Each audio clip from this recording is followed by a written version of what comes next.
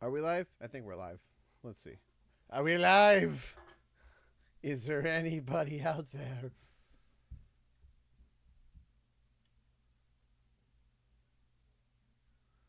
That's not where I wanted to put that.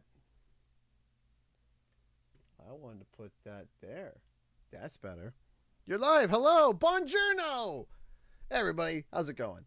Gamescom goes live technically at 2 o'clock, but of course we go live half an hour before just to ensure that everything goes well and nothing blows up and I can panic as I get everything assembled, because I am an organized human being who does not do things last minute and push timelines. I am always on time.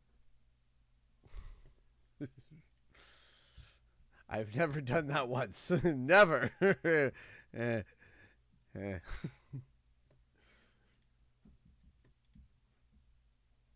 All right. Give me a second here. Jeff Keeley has viewed this. Let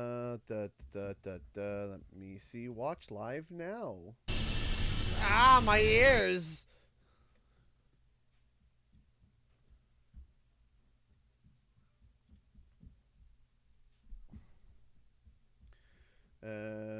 Hold on. There we go. So punctual. I know. So punctual. I love the Flake Coco statue. Thank you. Don't mind the mess back here. I gotta still tidy up. But yes. Flake Coco. So yeah, we are here. We are present. We are doing things. Oh yeah, that's right. I gotta open up my new book. At least I hope it's decent. Ooh, it's soft textured. Didn't expect that. Tons of boxes. I know.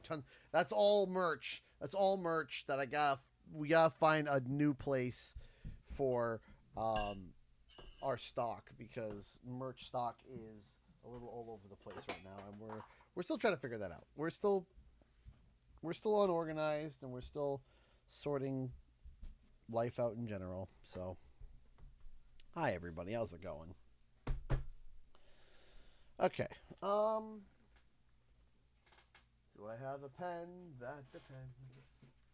That depends on the pen. That depends. No.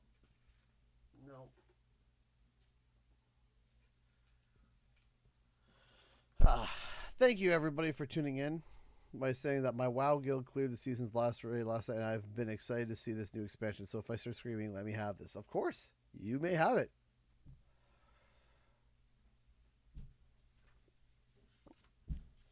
Until your mom's surgery due to reach the ad revenue. With the ad revenue, I mean, at the end of the day, we made quite a bit, and my parents are absolutely thrilled with it. In Canadian, in total, we made a total of about, after PayPal took its cut and YouTube took its cut, we ended at about $6,100 Canadian. What? Wait. What? Hold on. The pre-show just started. Wait. Was it something I said? What could possibly go wrong? What is happening? Forget about that. Let's talk about the new one. Wait, what? Bubsy 4D. What? Wait. Now, this I like. Wait. So, where are we going next? Wait, what is happening? They call me the Orange Blur. Do any of these outfits come with pants? What is happening? You know I've only got one brain cell, right? And it's working overtime on this baby. Atari? I didn't even know they were still around. The first game I ever played on my PlayStation 29 years ago was This was the pre-show. pre-show. I expected mobile games galore, not the first thing to be like, oh yeah, by the way, Bubsy's back. What? I wasn't even watching. I was looking at the chat. I was getting ready for the stream, get everything, and then all of a sudden, I look up and what do I see? I see bloody Bubs. Oh, the Cylons. What is this? A Battlestar Galactica?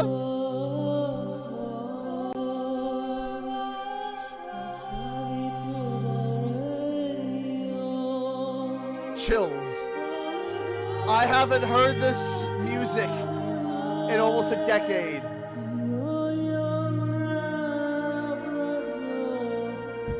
Literal chills.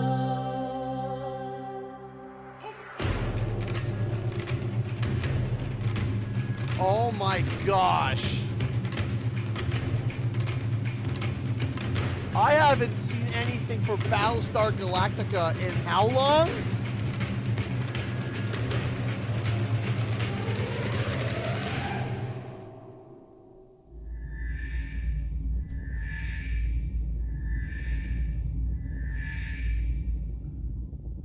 Battlestar Galactica. What is happening? You're watching the games. This is the pre-show. This is the pre-show. What is going on?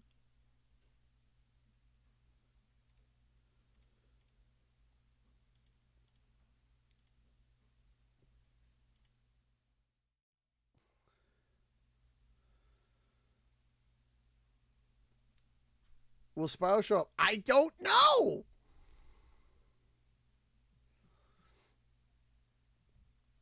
I mean, Bubsy showed up.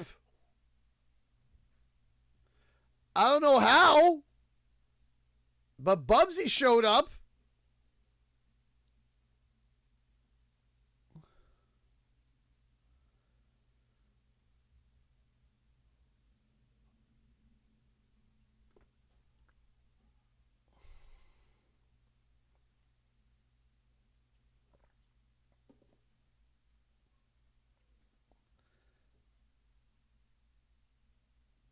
My gosh.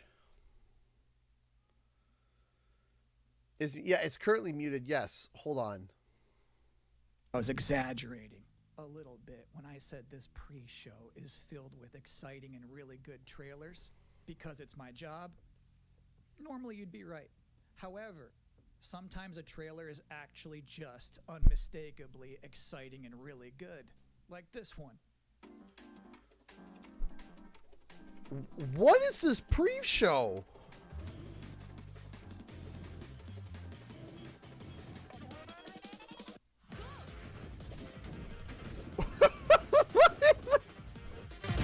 Wait, what is this?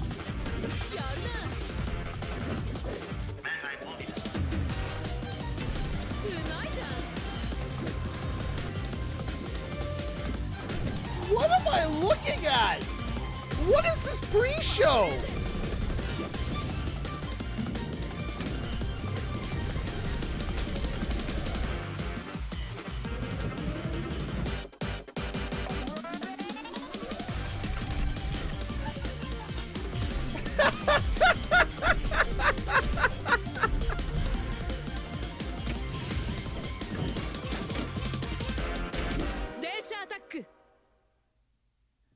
In this year's Xbox Showcase, Double Fine announced their first new game since Psychonauts 2. It's called Keeper.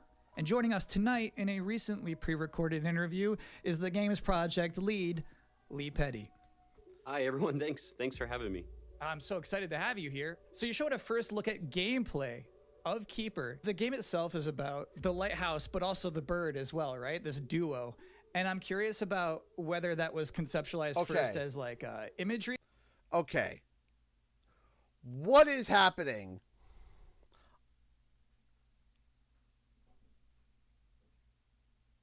Okay, I have it on mute for a second because I haven't even sent out the alert to everybody that we're live. Like, I haven't even sent it out. It was just like, oh yeah, here's the pre-show. You know, pre-show typically mobile games. You know, maybe we'll get one or two okay things. And then, and then all of a sudden, it's like, oh yeah, by the way, you're Bubsy 4D.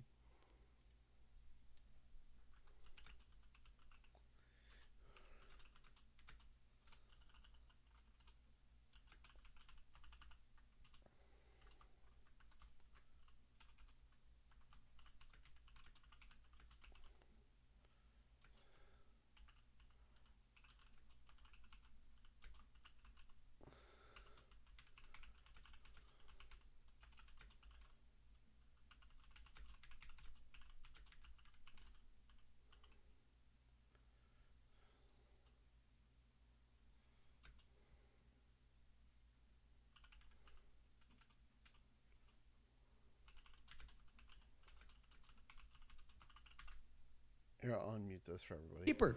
On October 17th this year, which is coming up really soon, and we can't wait for people to get in there and experience our strange, beautiful world for themselves. Thanks so much for joining us.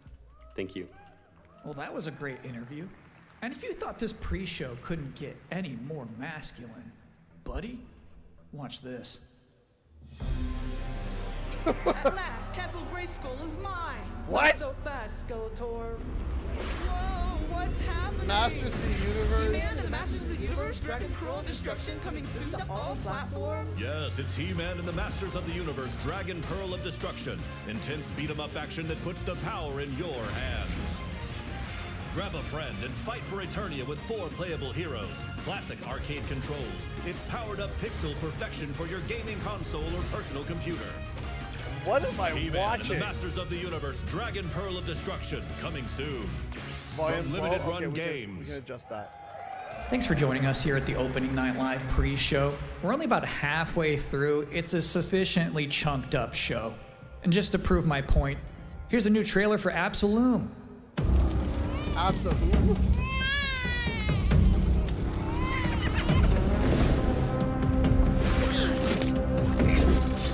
How's the audio balance with this one?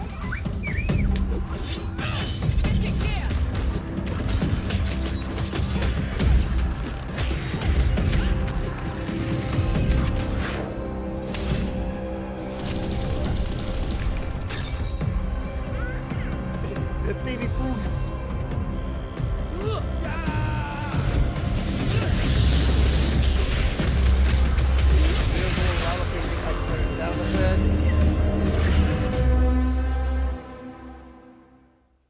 October 9th. That's How's a that? release date reveal. And I think Frog Mage revealed too. That was cool.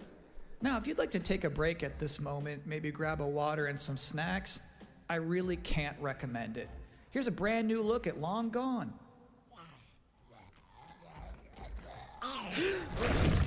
Why? Why would you get up close like that?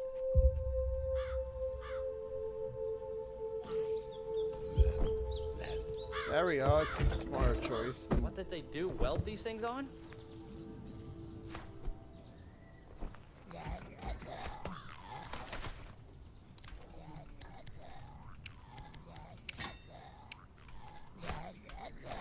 There we go.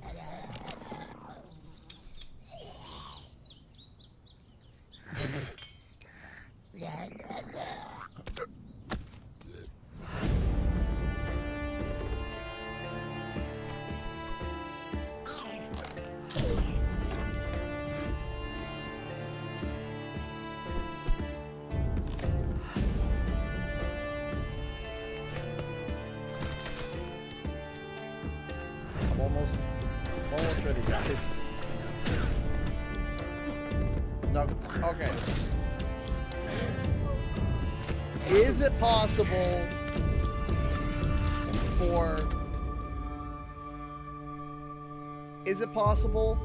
that Spyro's here? Sure. Do I think it is? Probably. I don't think so. Probably not.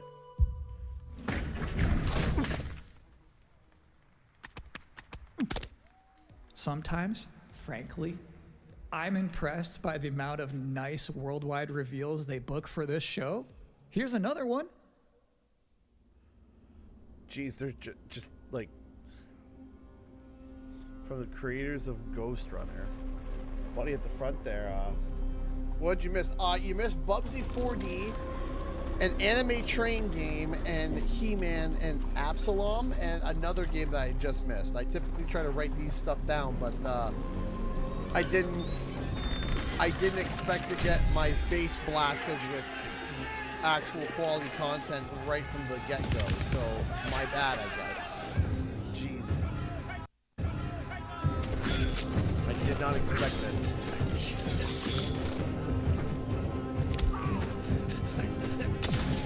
Oh, well. How big is this man?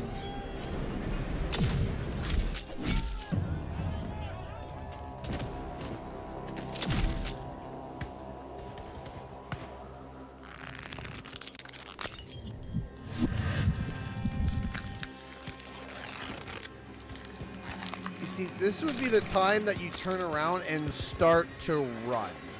All these guys standing there, you're all stupid.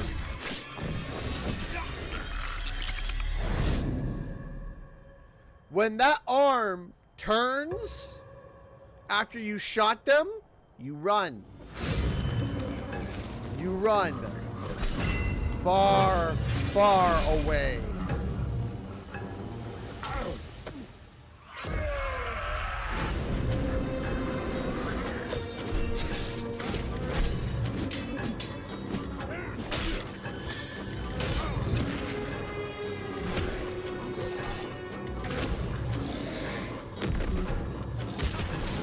What is this?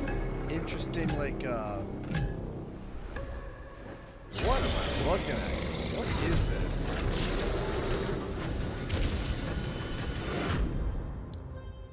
Valor Mortis.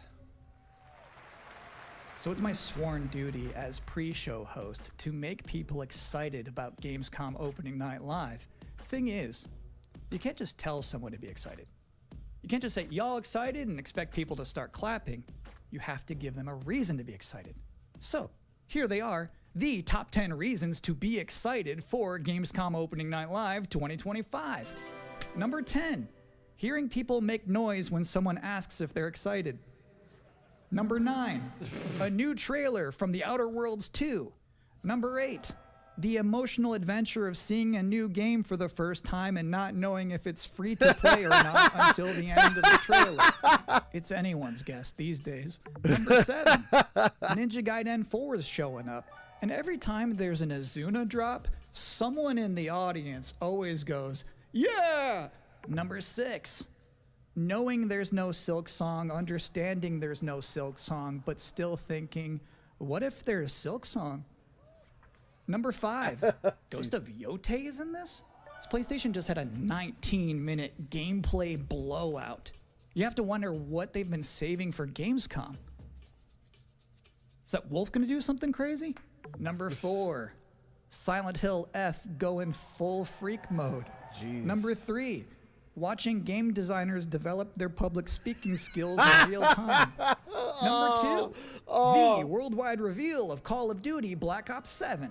Now you might be saying, didn't that already happen a couple of months ago? No. That was the teaser. This is the worldwide reveal. And the number 1 reason to be excited about Gamescom Opening Night Live 2025, Resident Evil Requiem.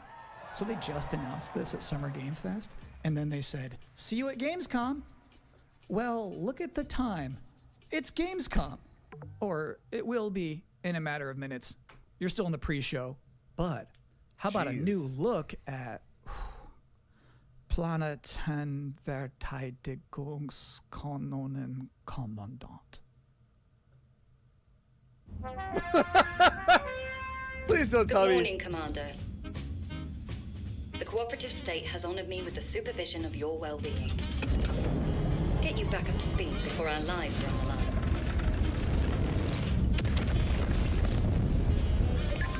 Interplanetary space You've guns. not lost your touch.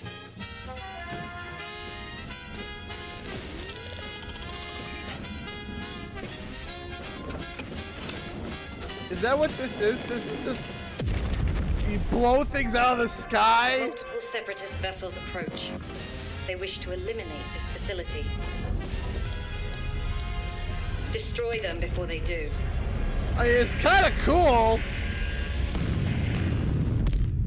I have to admit. Days fly by when you love what you do. I have to admit, it seems pretty cool. PVKK, we'll just call it that. Welcome again to the Gamescom Opening Night Live pre-show. If you're just joining us, there's still plenty of time to enjoy some bonus video game trailers before the big show begins. It kind of looks cool. Here's a freaky one. Oh boy, here we go. Moonbase.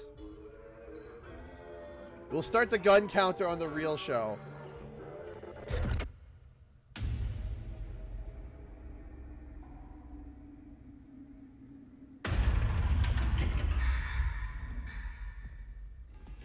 By the way, how are you doing, Madeline Demens? I hope you're doing well. It has been a while since you've been here, so I'm happy to see you. Yeah, that gun didn't work, whatever that was. It looked more like a tickle taser than anything. Tickle, tickle! Death. Not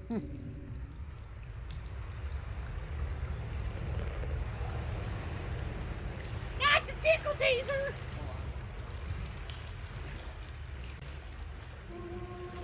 Yeah. See less boxes in the background, but you still see Fuecoco, the star of the show. Why don't you just use your eyes?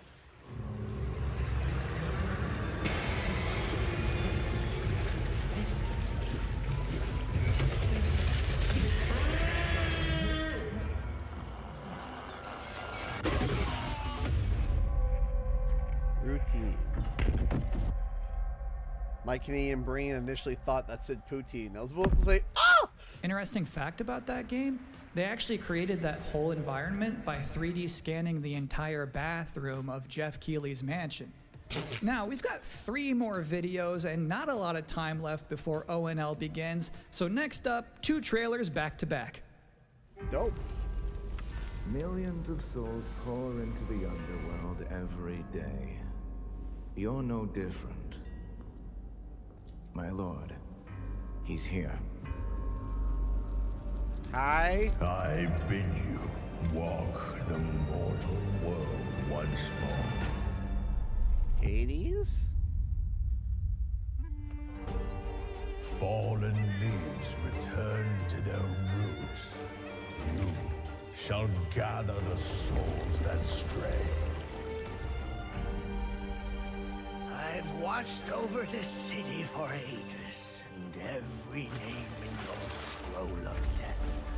Not one of them dies quietly. You, a soulless husk. Is it another Souls game? Judge my fate. Why wrestle rogues when the artifact can do what brute strength cannot? Hey, Anthony, how's it going?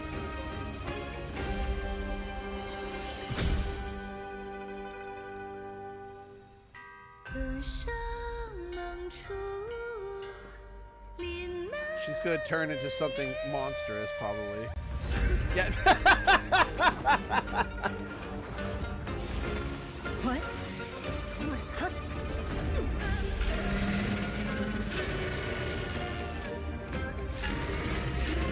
The living cast their dead to flame, and sacrifice ignites the war banners!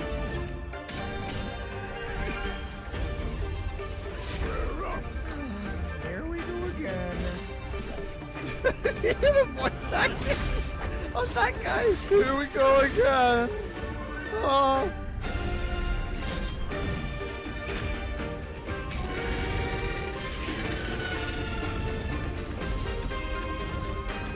Oh man, I hate it when my house turns into whatever this is.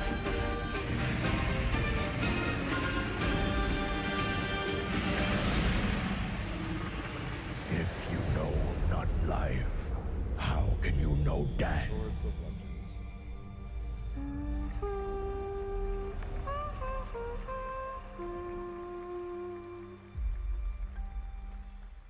Like, it looks good. Problem is that it looks like a lot of games that we've seen already.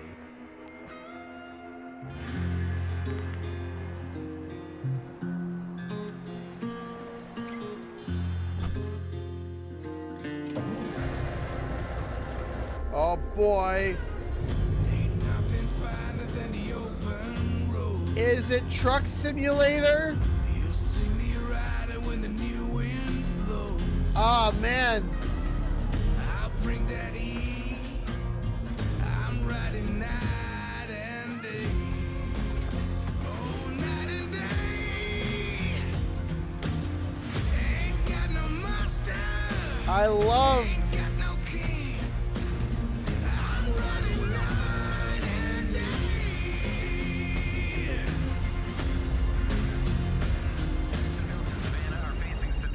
Bad news, Deacon. Storm's almost on top of you. I got eyes on it. You can still turn around, you know. Nah, Pineview won't hold out. XTC Logistics. They said you were coming. But take care now, you hear? Let's get it done.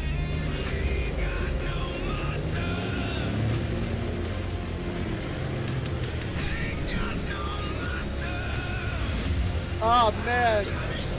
Deacon, you good out there? Deacon!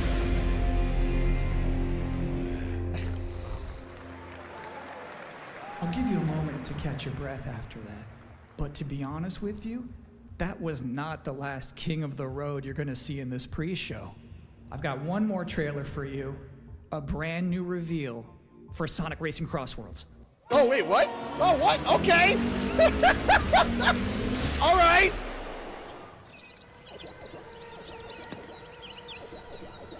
I hear Pac-Man. I hear Pac-Man. Hey!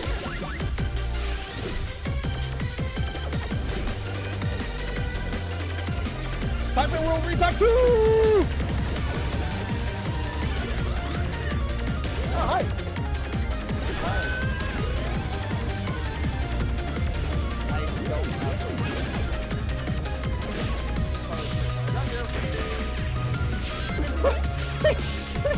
Oh wait, also in Pac-Man World 2 there's DLC, so it's both.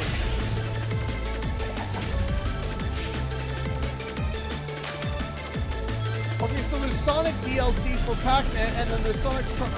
Okay.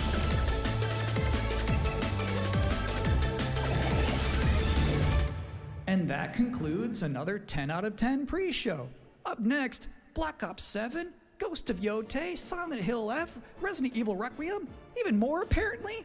It is I'm time sobbing. for I love Gamescom this. Opening In the Night pre-show? Live 2025. Thanks for watching.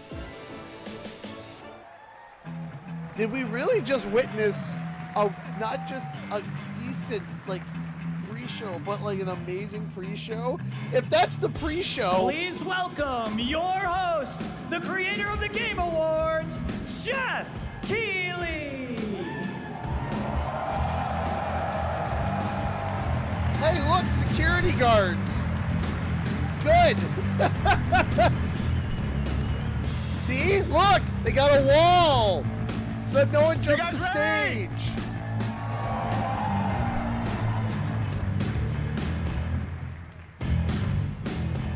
Guten Abend! Welcome to Gamescom!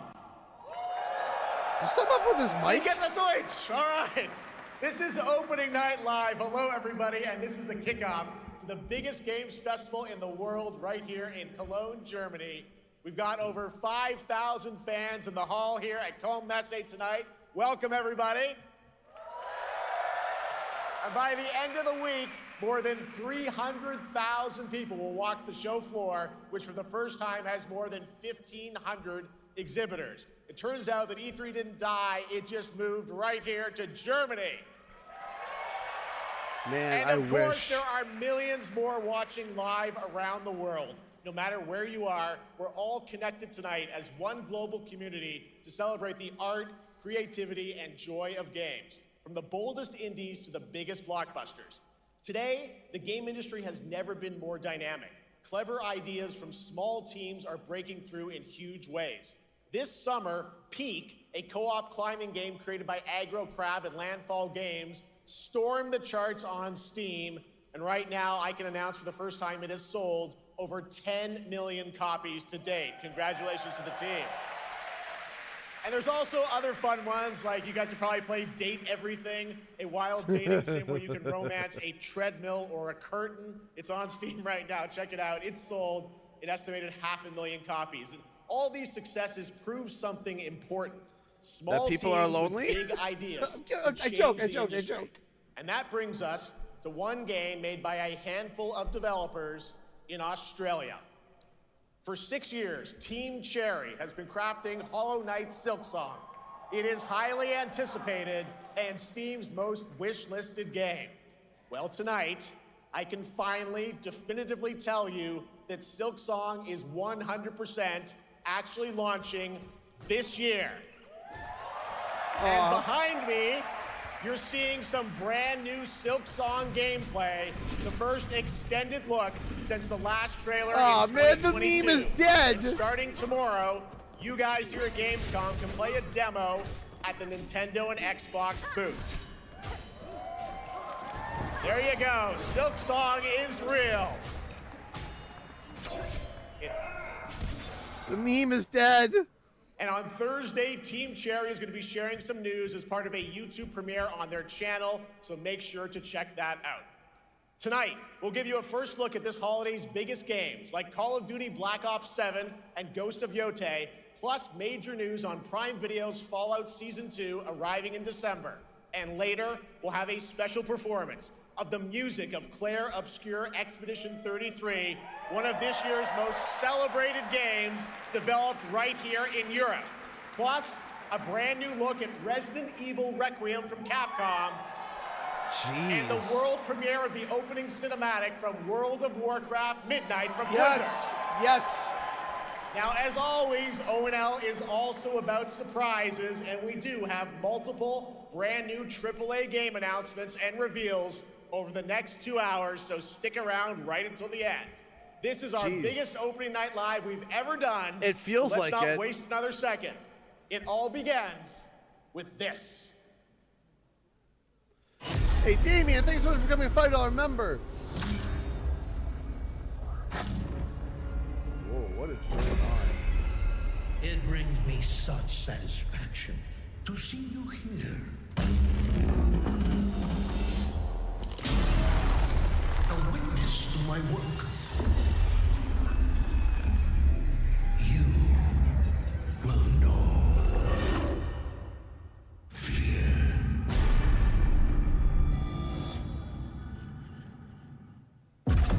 They want you afraid. Fear makes you easier to control. It's time to wake up.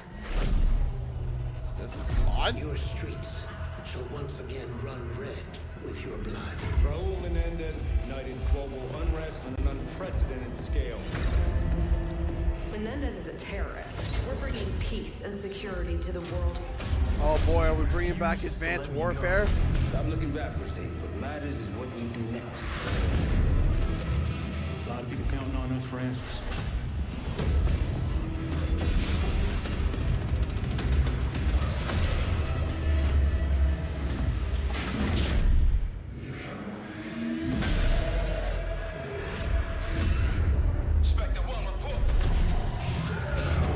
Oh, are they making it like a psychological horror?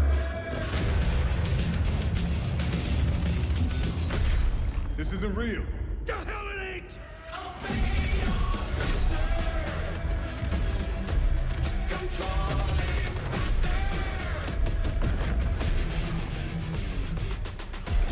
Master of Puppets.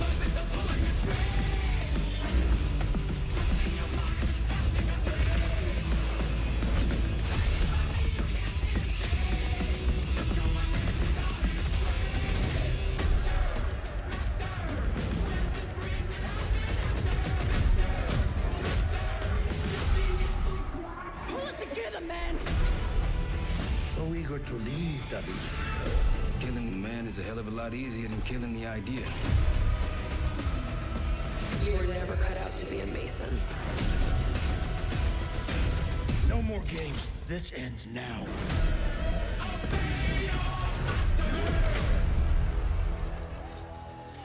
Would it be bad if I said it didn't look terrible. Maybe because it doesn't look a lot like Call of Duty? I don't know.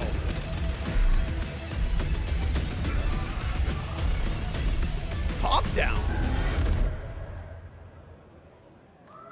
Again. How about that? Zombies, of course, Dead Ops Arcade as well, and it looks like we also have an official date. Call of Duty Black Ops 7 releases on November 14th. I mean, visually and to tell us more, please welcome Miles Leslie from Treyarch and Natalie Pohorsky from Raven to Opening Night Live.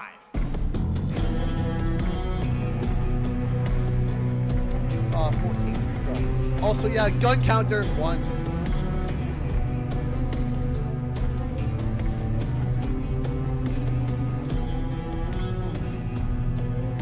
Yeah, I mean, Hello, guys. Congratulations on the reveal. Welcome, Miles and Natalie to Opening Night Live. Thanks for having us. We're very excited to finally talk about this game. Yeah, excited. Let's get into it. All right, well, that trailer was obviously intense. Black Ops is back. Twisted world of Black Ops as always, and it looks like you're definitely pushing the envelope again. Absolutely, Jeff. It's been a long road, and we're thrilled to finally be sharing what we've been building. Black Ops 7's got a bold vision of the future. We're diving into 2035, and it's a future that feels real, just out of reach, but it's twisted in only the ways Black Ops could. And, you know, you come to expect what you got there. It's a world of fear. The shadows are gone. Nothing is what it seems. Yeah, 2035 setting. So the question is, you know, we're wondering, how does how does this all fit into the Black Ops timeline? Yeah, so we're pulling threads from Black Ops 2 and Black Ops 6, but don't worry, don't get it twisted. This is a beast of its own, Black Ops 7. We're stepping into a world spiraling from the return of Raul Menendez and the consequences of the past. All right, well, I'm curious who the protagonist is, so you can tell us who's stepping into the light in this game. Yeah, David Mason returns, but he is not the same. He's carrying deep scars. Some you can see, some you can't. And he's got a new team with him, and every mission, every move is a test. Now, what makes the story stand apart? Yeah. We're also introducing the Guild. Yes. Important to mention, The a global Guild. tech force that claims to be humanity's last line of defense against this mysterious threat. And their claim. CEO, Emma Kagan, is a visionary leader with a clear mission. But how she chooses to confront this crisis I is am a often at odds visionary. with I am a David's revolutionary. team. So it's not a battle of good versus evil, it's a clash of philosophies. What kind of future are we building, and who gets to decide? All right, so some deep thoughts there. So yeah, tell us about, how does this story stand apart this time? It's the characters. Okay. So the story is about Come on, you identity, can't have such a memory, great and pre-show, consequence. go into Call And of we've Duty, crafted and then this have an cast interview. like pieces of a puzzle. So each one has a reason to be there, and each one brings something unique to the table. And we've also got our central city of Avalon, which is more than just a backdrop. It's a living, breathing space that evolves with the player. And it's also where our story roots take hold. All right, well, one thing we want to talk about is gameplay, and I understand you're doing a co-op campaign for this one? You That's right. can't From the go start, from we wanted to make a bold change with the campaign. You Black Ops 7 slow can be the played pace solo or up to right 4 down. players. It's a shared experience, and every mission has been handcrafted for variety. Tone, pacing, gameplay location. You're going to be running on the rooftops of Japan, exploring the Mediterranean coast, and then diving deep into the human psyche. All of it has been crafted to really add clues to the story and offer their own gameplay focus. Wow, so wild story, co-op campaign, you are definitely pushing boundaries this time. Yes, we are. Black Ops 7 is all about innovation across the entire game, and not just in gameplay, but in how we tell stories, how we connect Game was players, cool for COD, but and I how don't think we need a build worlds. documentary. That's And correct. this is just the beginning. There's more to come at Call of Duty next, including multiplayer and zombies. But for now, we hope you guys are excited to step into something new and experience something truly unforgettable. Amazing. All right, Call of Duty Black Ops 7, thanks so much, guys. And now, here's a behind-the-scenes look from the rest of the Call of Duty development team. Why? Thanks, guys. Did we just Black spend Ops 7 15 brings an all-new way to play the Call of Duty campaign. This time, you're not going in alone. You Why have the not just option play this year to this? Play solo or up to 4-player co-op start to finish. You can bring your friends, you can make some new ones, and there's a whole bunch of adventure even after the story. For solo players, we really make sure that they can engage in the campaign the way they want to and feel like they're truly playing a Black Ops story. What's going to be fun is having each player in your squad gravitate Why towards not their own just- play style and then really just play play this off part. of each other. We've crafted this as an inherently social mode that features the amazing linear Call of Duty missions that our community loves. Mission variety is at the core of the Black Ops 7 campaign. The pacing shifts between high-intensity combat, stealth-driven objectives, and deeply psychological sequences that challenge your perception of reality. Avalon serves as the narrative's anchor throughout, but the campaign stretches far beyond its borders, both geographically and thematically. Like It's this, dynamic. This and full isn't of making me opportunities want to buy explore, the game experiment, more. and experience the story in new ways. And in the culmination, we're unleashing something bold, the end game. It's a proving ground to put everything you've mastered throughout the campaign to the test. The end game is a brand new PvE social experience where you and your squad will need to survive overwhelming odds, adapt under pressure, and break the rules of what you thought a campaign could be. Each run is a new step in your power journey as you wield personalized abilities and face unexpected challenges. And here, all of Avalon opens up.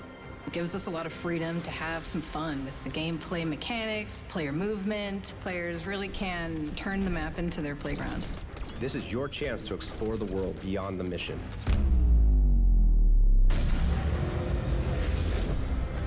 That's just a quick look at what's to come with the campaign. Every mode of this game is built with the intention to deliver the Again. best possible experience to our players. So whether you're a Call of Duty veteran or new blood, there's something for you in Black Ops 7. Again, this could have been. Anyway. All right, for much more on Call of Duty Black Ops 7, make sure to watch the 15 minutes. full-length Black Ops 7 Direct and tune into Call of Duty Next on September 30th. Still to come, we'll have news on Fallout Season 2 and the announcement of a brand new game from adventure game legend Ron Gilbert. I grew up playing his games, and I can't wait to show you his next unexpected creation a little bit later. All right, who's ready for our first brand new game announcement of the night? Finally! Wow, it took 15 I figured you'd minutes. feel that way. Well, to do the honors, please welcome back to ONL one of the most respected and recognizable hosts in esports. She's my co-host, Shox.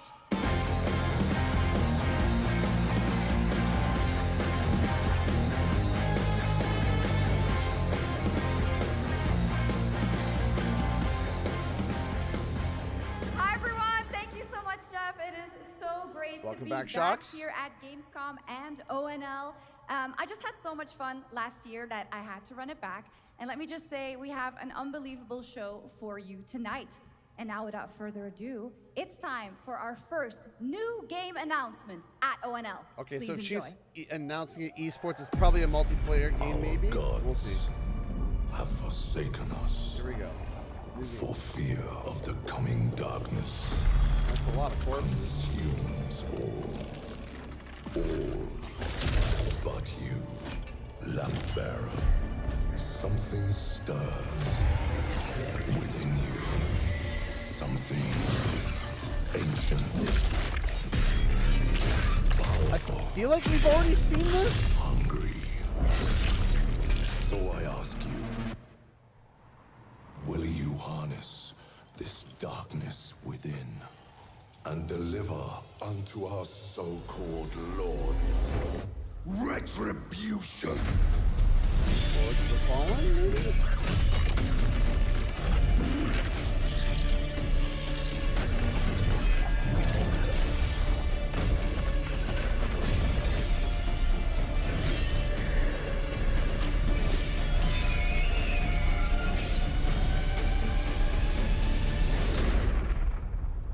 But should you fall, the world falls with you.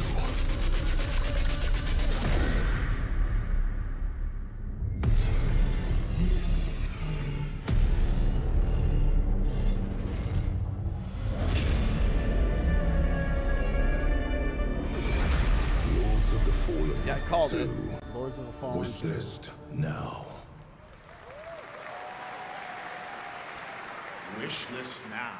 All right, Lords of the Fallen 2 is official, set 100 years after the last game, as a fragile veil between the living and the dead. You missed a 15-minute COD segment and them announcing that Silk Song is a thing. And more brutal than ever, with more aggressive combat and new boss battles. Your first look at gameplay will arrive later this year. All right, now for something completely different. This next game won Game of the Year at the Game Awards and comes from one of the most celebrated studios on the planet. Next year, it's making the leap to become a major anime. And tonight, we're breaking the news with your exclusive first look. Astro? No.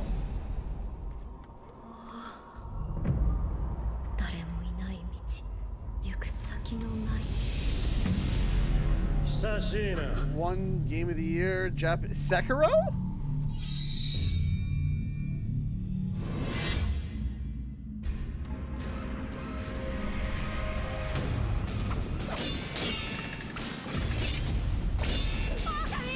Yeah, that's gotta be Sekiro.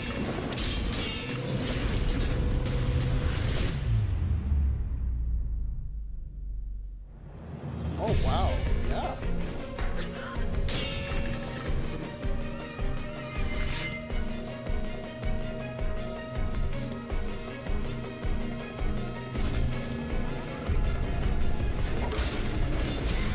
More colorful than I expected, yeah.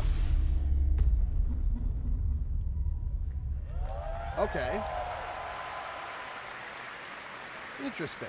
Looks awesome. All right, we're just getting started. Our next new game announcement stars a hero who needs no introduction, a true legend of justice and gadgets.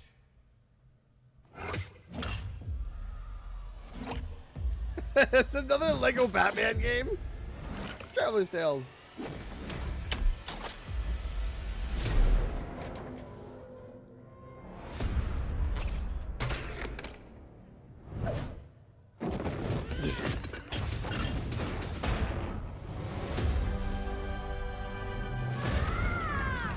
I need to become more than a man. I need to become a symbol. But what did you have in mind?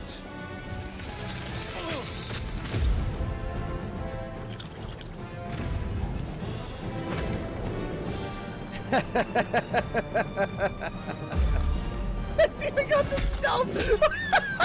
Wait, is this literally Lego Batman Arkham? Is that what this is? Like the full combat system? I'm Batman. Build the legacy. Is it literally Lego Batman Arkham? Why so serious? You want to get nuts? Let's get nuts. I'm allergic to nuts. Who's the man behind the mask?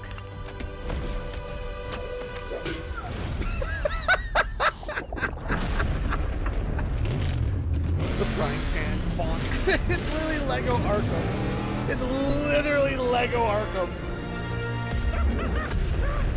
I got you!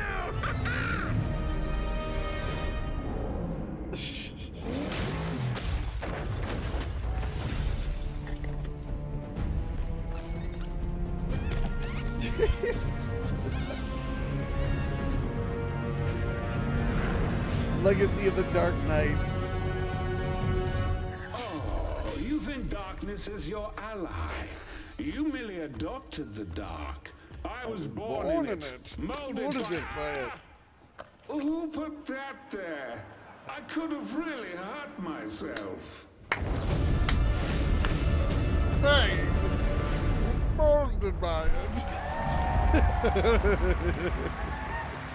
So it's literally all like the movies, all summarized. The Bat is back. Please welcome the head of game. Lego Batman development team, Jonathan Smith.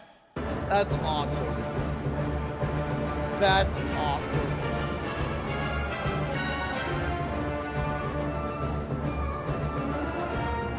They're like taking the shots from like the different movies and the different All right, so after the huge sequences, success with Lego great. Star Wars, you guys are returning to Lego Batman? We are so thrilled to reveal this game tonight for the first time to you all and to the world. Yep. And that's not all. At Gamescom, you will be able to play Lego Batman, Legacy of the Dark Knight. Man, I should book a flight sometime All right, and go. well, there will be a demo on the show floor for everyone. If I could ever now, afford it. Let's break down that trailer because we see so many fan favorite references, to films and things like that. So, what is the story of this game? This is the definitive, essential Batman story. We take you on Bruce Wayne's epic journey from origin to legend. You'll train with the League of Shadows. You'll fight crime on the streets of Gotham. And as the years go by, you'll establish your ultimate legacy as the Dark Knight. We've incorporated iconic moments and deep-cut references from decades of Batman movies, TV shows, comics, and games, all brought together and brought to life in our unique Lego world. Well, we cannot wait for it. Let's also talk about the Lego combat. Batman 'Cause we've got some real Legacy of the gameplay Dark here Knight. of the combat, and I gotta say, feels like you're really amping things up here this time. Oh, the team has created a really rich, deep combat system that's authentic to Batman's unique style.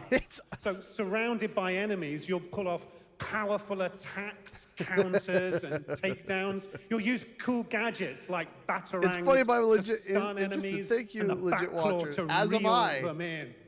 For the first time, we've added difficulty levels, Caped Crusader and Dark Did he Knight just- mode for did he those just, who want like, an extra John Cena challenge. attitude And adjustment? you'll build a new Bat family of allies as you're joined by playable partner characters like Jim Gordon, Catwoman, Robin, Batgirl, each with their own gear, which you'll need as you take on a rogues gallery of villains from Joker, Penguin, and many more, including the mighty Bane, as you saw in the trailer, voiced by the incredible Matt Berry. Oh my God, I cannot wait to see what you're packing into this game. It also looks like you have a bit of is it an open world Gotham? Is that fair to say this? Sure, that's right. Gotham is a playground, a Lego playground where you're free to explore. You can grapple from rooftop to rooftop, glide over the streets, or cruise around in your choice of Batmobile. This game has it all. I think you've sold me on it. All right, John. I'm That's pretty hyped awesome. about it. It will be here playable, as we mentioned, for all you here in Germany. You can play Lego Batman Legacy of the Dark Knight for the first time starting tomorrow on the Gamescom show floor. Thank you so much, Jonathan. Awesome. All right, now over to Shots with our next new game announcement exclusively on ONL. Thank you so much, Jeff. Indeed, I find myself here in the audience. There we go. I find myself here in the audience. Thank you so much, Jeff. And some of the best fans at ONL. So is everybody having fun? I love it. Well, we're just getting started. Still to come, we have an amazing musical performance from Claire Obscure Expedition 33. I can hardly wait. And also a new look at Resident Evil Requiem, as well as a bunch of other surprises. I know what you guys are excited for. I can hear it. But now it's time for a new game announcement. A long-awaited sequel that fans have been eager to see for nearly a decade. We have fought I was supposed to say. humanity across 1,000 worlds. No respite. Oh. No remorse. Space Marine. No mercy. We are the wrath of the Emperor, his angels of death. But the Imperium lies broken, its armies scattered and reeling. Our foes rise to drag us down, and the galaxy has been torn asunder. Oh, gun counter, too. On the world of Cronus, we make our stand. We are the Blood Ravens. There is no victory to claim here. Only vengeance to enact. Whilst even one of us lives, we fight. For only in death does duty end.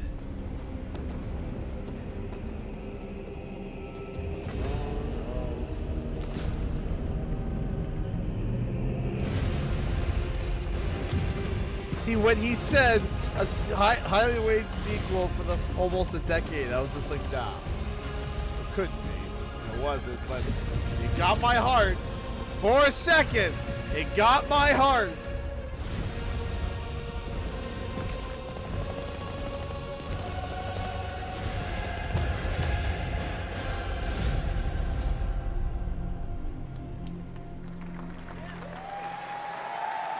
It had me for a second. 2 centuries after the last great conflict, the battle for Kronos begins again in Dawn of War 4 with 4 playable factions and over 70 missions. Dawn of War 4 is coming in 2026 to PC. All right, now it's time for an unexpected update from the Monster Hunter Wilds team about a very special crossover event. Sly would be over a decade. No, Spyro was coming up to a decade. It came out in 2018. 2025. 7 years.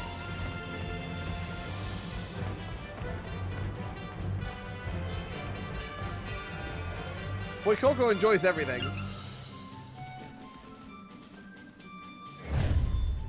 Interesting. Monster Hunter and Final Fantasy.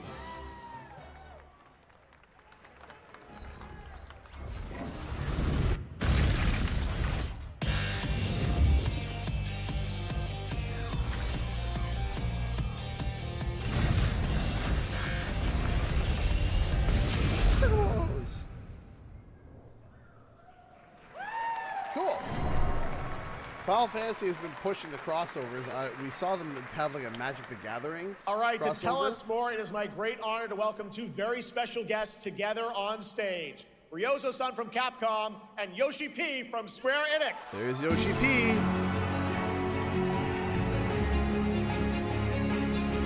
Doing a lot of interviews though.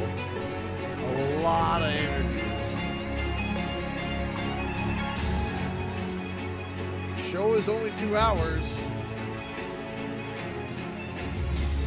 The interviews are Mono will translate for us. Well, guys, it's great to have you both together here at Gamescom. Ryozo-san, what can you tell us about this collaboration? Thank you, Jay. ドイツの皆さん、配信をご覧の皆さん、こんにちは。今日ですね、このファイナルファンタジー14と特別なコラボレーションを発表できたことを本当に嬉しく思ってます。Thank you, Jeff. Good evening to everyone at Gamescom and all the friends watching online. Today, we're very excited to announce a special collaboration with Final Fantasy XIV. ですね、モンスターハンターワールドの時にもコラボさせてもらったんですけど、その時もですね、吉田さんとまたちょっと機会あったらどっかでやれたらいいですねみたいな話をしてたんですけど、今回それが実現しました。今日お見せした、映像はですね、まだ一部でして、詳細は、来月皆様にお伝えできると思いますので、そちらの方を注目していただけたらと思います。あとですね、今回もですね、吉田さんと、スクエアエニックスのスタッフの皆さん、本当に全面協力していただいたことをですね、感謝してます。吉田さん、ありがとうございます。はい。で、ここからですね、ぜひ吉田さんにバトンタッチして感想をいただけたらと思っております。After our collaboration in Monster Hunter World, I remember talking to Yoshida-san and discussing how much we wanted to do it again, and now we're very thrilled to make it happen. What we showed you is just a little glimpse of what's to come, so please look out for more information that's coming next month. But of course, Yoshida-san and the Square Enix team have been working just as hard with us on this special collaboration. So I'd like to not only thank him, but turn it over to him to share some thoughts. Guten Tag, Gamescom! まずはこのような素敵な場所に招いていただいたジェフさん、それから我々にね、いつも本当にたくさんのインスピレーションをくれる良三さん、それからカプコンの開発チーム、そして何よりゲームファンの皆さん、本当にありがとうございます。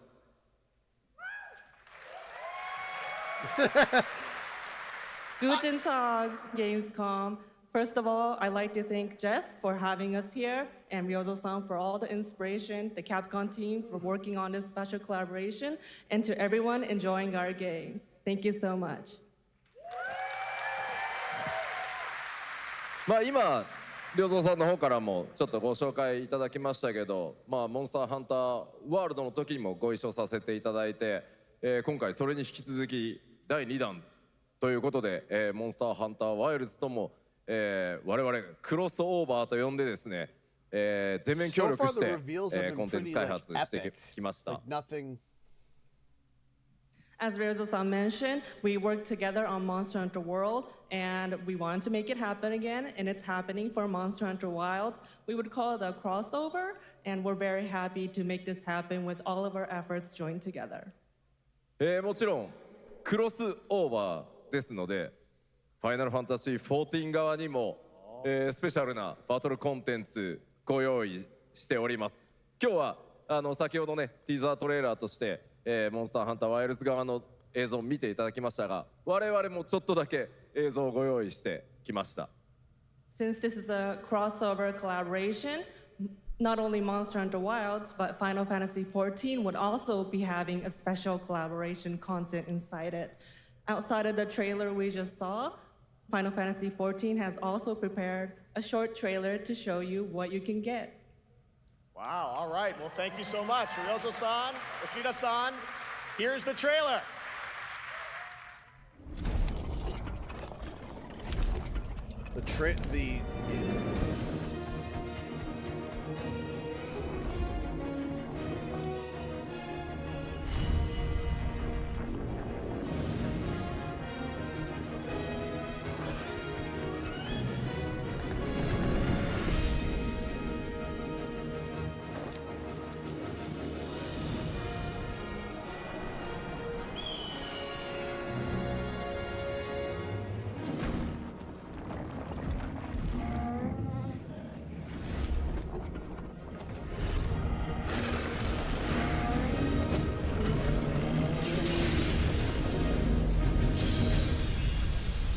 So,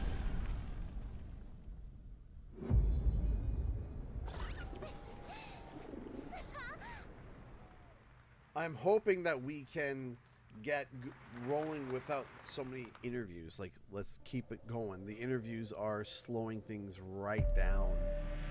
Something brought us back to this place. I'm going to prepare the gun counter. Something that knows us. Knows the rules. But what if this wasn't the place, after all? Look around you. Control? They can see you. Chapter Do you believe 2. this is real? This isn't a game. It's a test. But do you ever ask yourself, what are we here for?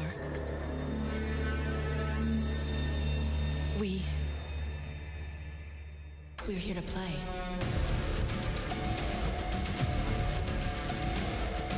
Wait, it wasn't even a game?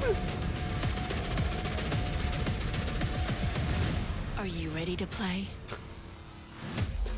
Welcome to the world's biggest gaming playground, Game On. 500,000 people, 1,500 exhibitors, endless games to explore right here in Cologne. Discover rising stars at Gamescom Awesome Indies.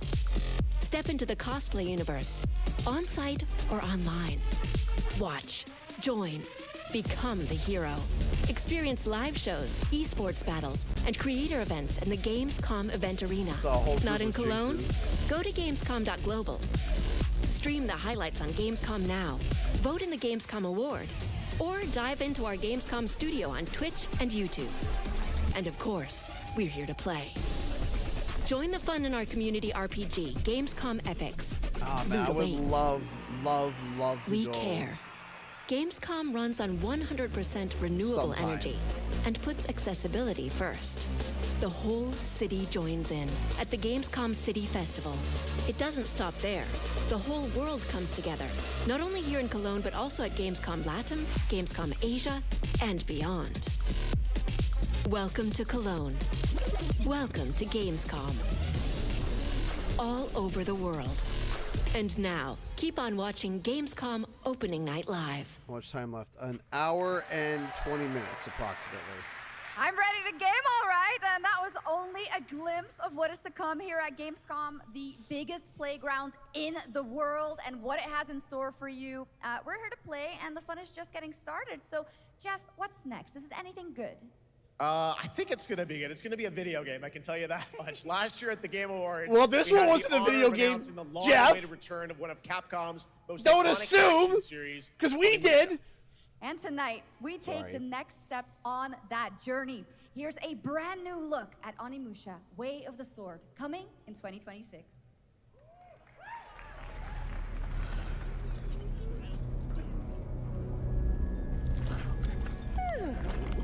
Where are my manners? Hello there, fallen samurai. To think something like this was right under the city.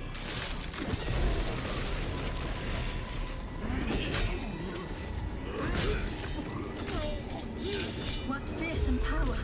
Be careful! Oh, hi!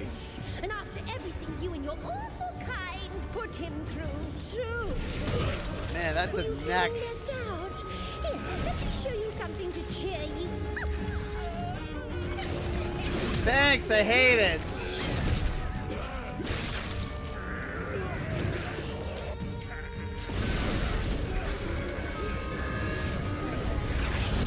Nua is controlling this lightning.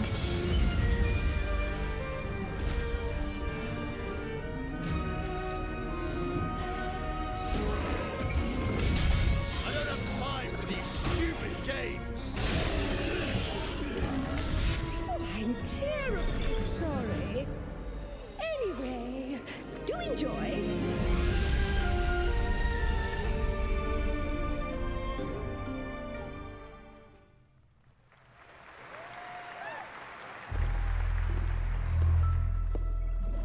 The automated industry complex will be the link, connecting and uniting every fragment of this shattered world. This is the driving force that will keep us going. Continuous improvement is essential for keeping pace with advancements in technology.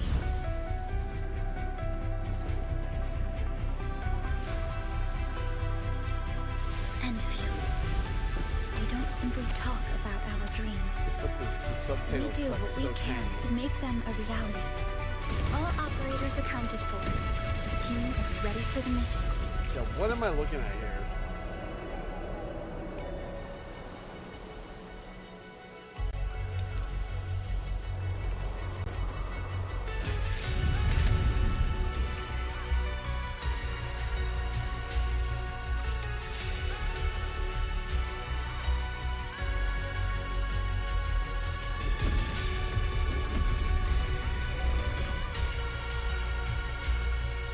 Gun.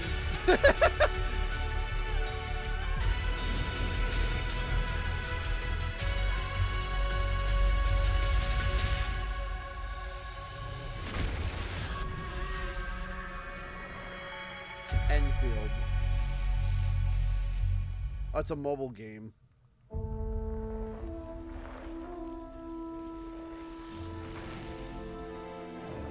Paradox Tinto.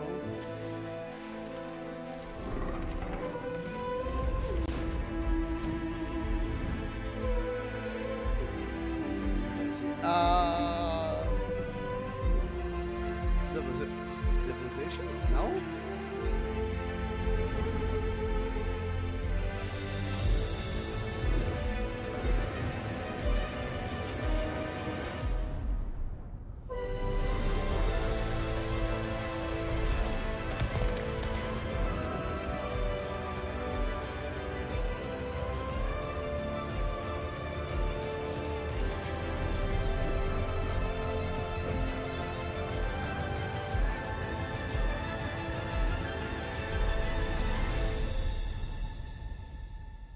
You're for Universalis 5? I didn't know there was 4. One other matter. The Alpha. She was found. This will truly be the birth of a new world. A world where we are the one and only human race! I'm afraid your friends came far too late. I see the years haven't been kind. I know about the Alpha. Why is she here? Ow. Europa? Is that what it is? Europa? Never heard of it. Damned Outus. You tore my heart out when you took him from me. Now it's your turn to suffer! Stay alert now! Hand over the Alpha and let us end this war. Oh, Mother. Thank you.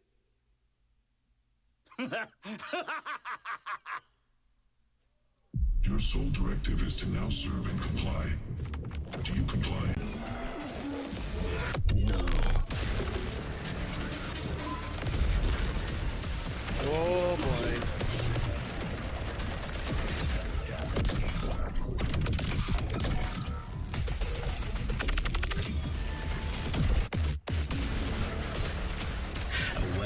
Oh yeah, gun. I can feel it. Void Breaker out now. You guys having fun so far? We got a lot of shows still coming your way. All right, now it is time to head back into the wasteland. We're talking about the TGA award-winning Fallout series based on Bethesda's legendary RPG franchise. Season 1 earned universal praise for its tone, storytelling, and original characters, not to mention how faithfully it brought Bethesda's game world to life. But later this year, the series returns to Prime Video for Season 2. To tell us more, please welcome to ONL some very special guests. Series executive producer Jonathan Nolan, executive producer Geneva Robertson-Dorrit, and stars Ella Purnell and Aaron Moten.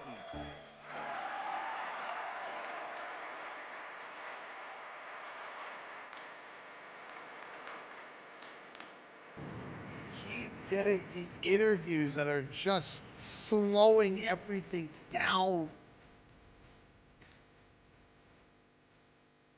Hi, everybody. Great to see you all. Welcome to Cologne and Gamescom. Jonah, you know, we've got 5,000 Fallout fans here in the hall tonight, millions more watching online, and we can't wait to hear about the new season. Yeah, we're very excited. We literally just wrapped, jumped on a plane, and came out to see you guys. Gamescom is actually really kind of where it started for us in the journey on this show. It was 2 years ago.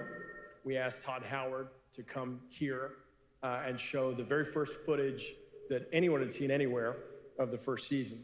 We didn't come because we figured if the reception was negative, we'd just blame it on Todd. That's Ella there. Ella is so also the voice of Jinx and Arcane. And given that history, it's that much more disappointing that we didn't bring any footage to show you guys.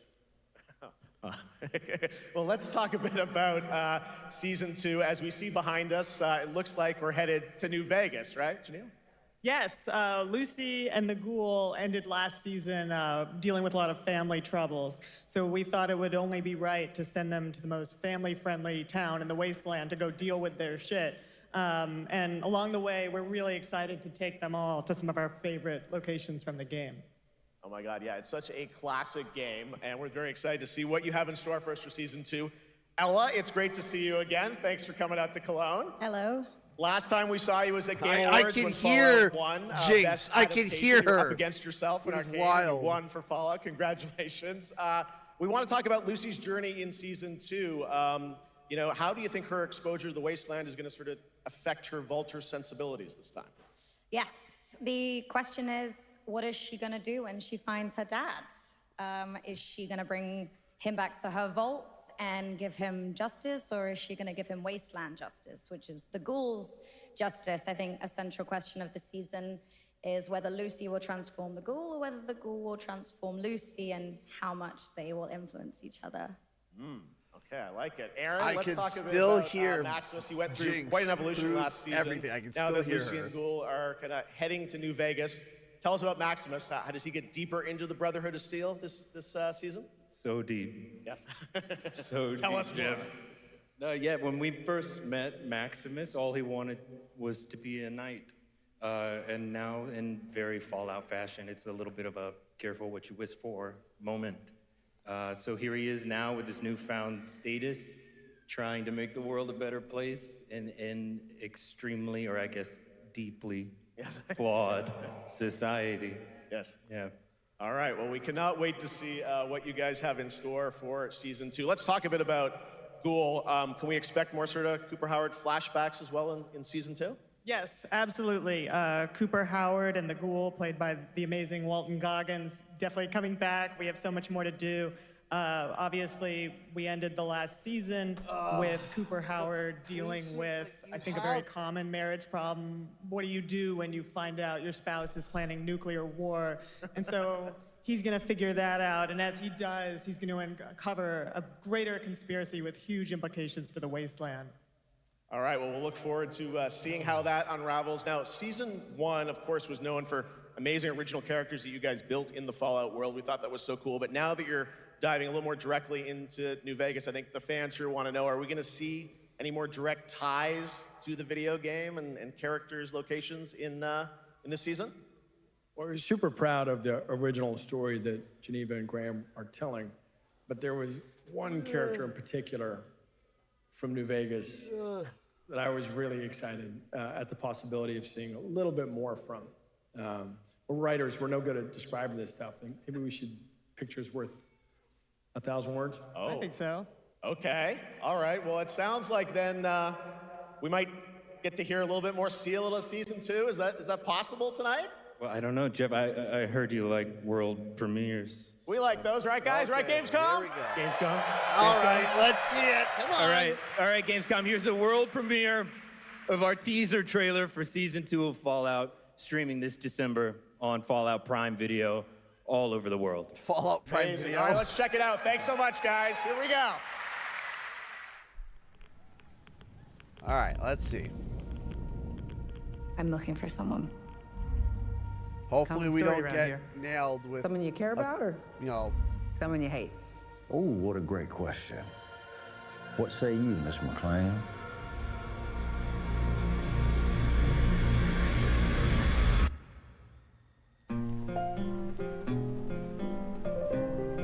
I'm not counting this Why because would it's my not a dad go to game. Las Vegas?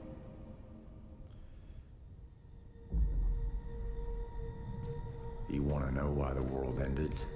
It started here with one man. It's all over, but the cry. Cooper Howard, star of the silver screen. And no Like yourself, I am the very best at what I do. Very good show though. Good show. Oh, the season 1 was good. I liked it. And a what lot. I do is I know everything.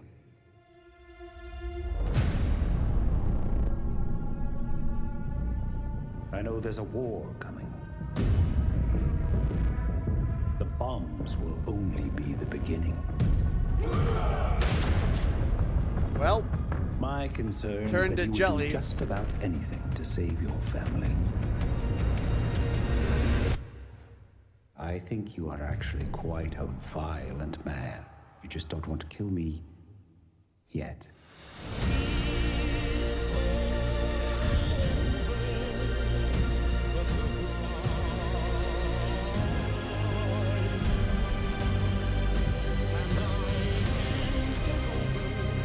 End of the world continues. Ugh.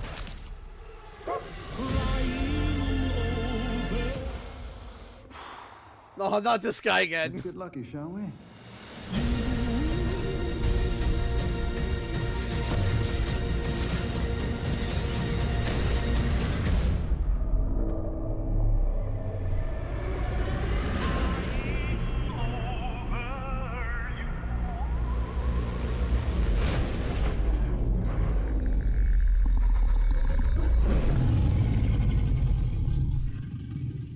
I defer to you about what to do in this situation. Yeah, running is probably a good idea. Nice. How about that? That looks incredible. Deathclaw, of course, in our first look at the new season, and Robert House as Jonathan Tease, played by Justin Theroux. It is an amazing Gamescom Nice. exclusive, and we've got another one for you. The first drop of the all-new Season 2 posters. We cannot wait to see what Lucy, Maximus, and the Ghoul have in store for us when Fallout Season 2 begins December 17th, with new episodes premiering weekly on Prime Video. All right, now back to you, Shox. Thank you so much. Okay, now we're gonna get so awesome. 5 or 3 or 4 but reveals. Last year, Indiana Jones and the Great Circle was acclaimed for its incredible gameplay and story. And next month, the adventure continues with The Order of Giants. LOL. A Oh, story hi, expansion with Benjamin new puzzles Thomas. and foes. Here is your first look at the gameplay and a special announcement.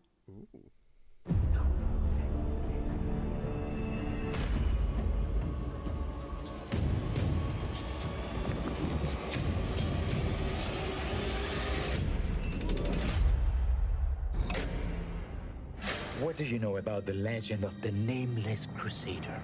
Fierce warrior. No, nothing's Fought in the spyro siege related of yet. Antioch, 1097 AD. Very tall, like a giant. Pope Paul IV had an item of this crusader in his possession, his helmet. Well, I'll tell you what. If I see the helmet, I'll leave it exactly as I found it. Sound good? Indiana Jones. Oops.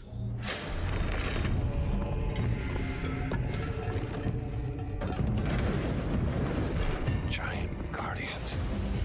Their roots go way, way back. Worshipped by the Mithras cult. I can't believe you dare to investigate this. Impressive for a snake.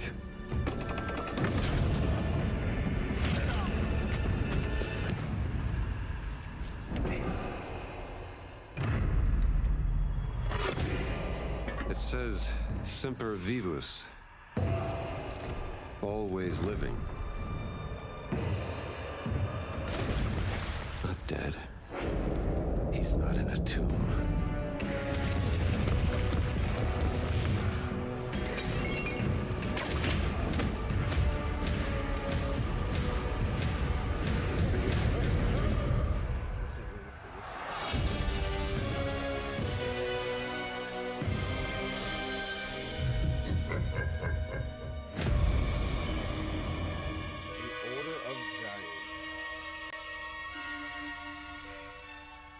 September 4th. Oh, that's very soon, actually.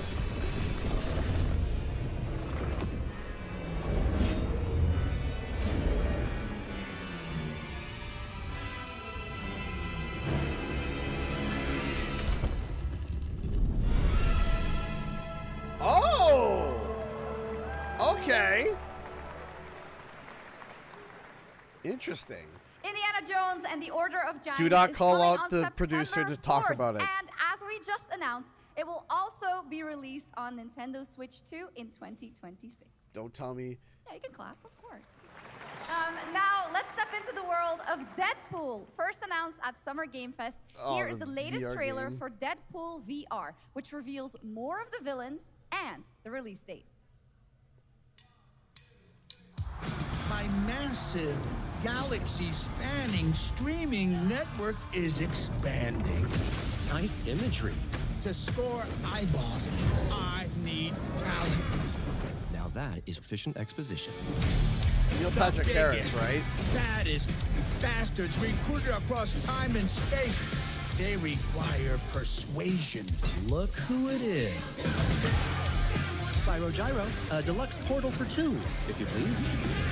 Adoring fans will be watching your every move. Fighting on a reality show to the cheers of trillions. Minimum effort. I have little tolerance for low ratings. Oh, shit. OMG. Interesting. Yeah, that's right. Mojo is in Deadpool VR 2, voiced by John Leguizamo. Now, on to this next world premiere. World premiere. Fish? Fish? Yummy. Okay, he's got a big gash on his side. He ain't looking so great.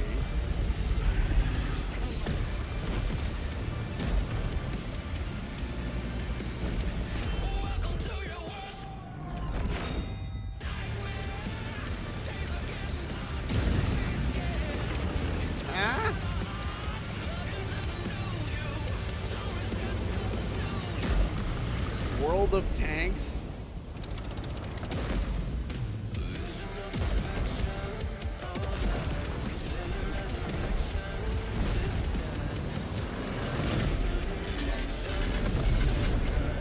Is a tank considered a gun?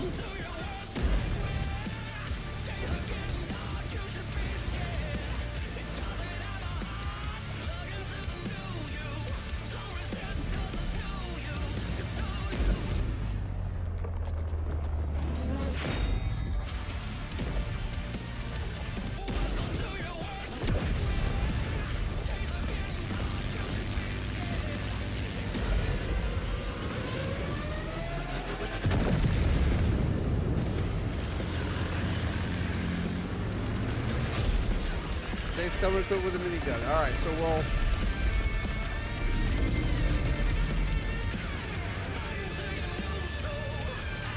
World of Tanks.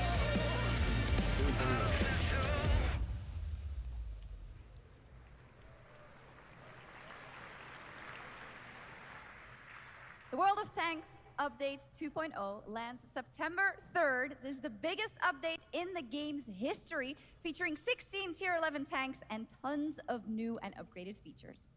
Absolutely. All right, next. Saber and Focus delivered Space Marine 2, one of the most fun action games of the generation. Well, next year, they are set to do it again in John Carpenter's Toxic Commando. This FPS action game combines classic 80s action horror with over-the-top humor. Well, here is the world gameplay premiere of John Carpenter's Toxic Commando. All right, guys, prepare yourself. We are getting to interviews. We're getting to interview section. Improvise. We might get one or two more reveals before we get another interview. Just. You see my new toy?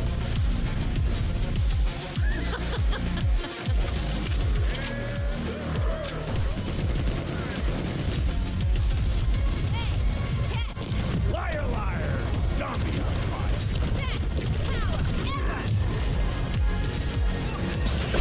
Them crickets popping off out there. Them crickets are hype, man. I need some first. We're at the halfway point. First quarter was good. Second quarter,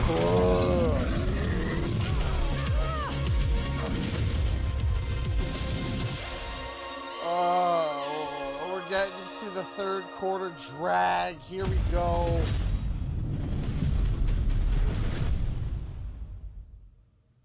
Oh yeah, I already put that down on the gun counter, of course. Super fun. All right, our next reveal comes from a true legend of game design, Ron Gilbert, the mind behind Monkey Island, Maniac Mansion, and so many other classic games that defined the golden age of point-and-click adventure games in the 80s and 90s. I loved those games growing up. Well, now Ron is back with something completely new and completely unexpected. It's called Death by Scrolling, a roguelike, vertically scrolling RPG set in purgatory where you'll battle waves of enemies, hoard gold, and do everything you can to stay Vertical one step ahead of the purgatory. It Grim sounds a Reaper lot herself. like social media. Here's the first ever look.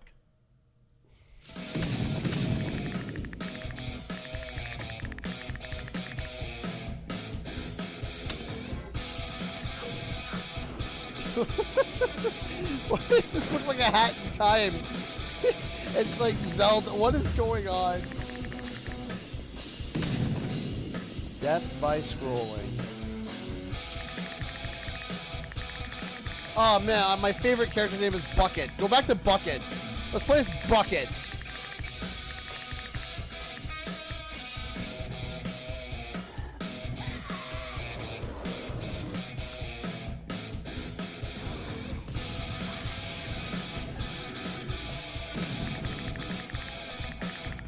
It's like, oh, but with a job. Oh man. told me.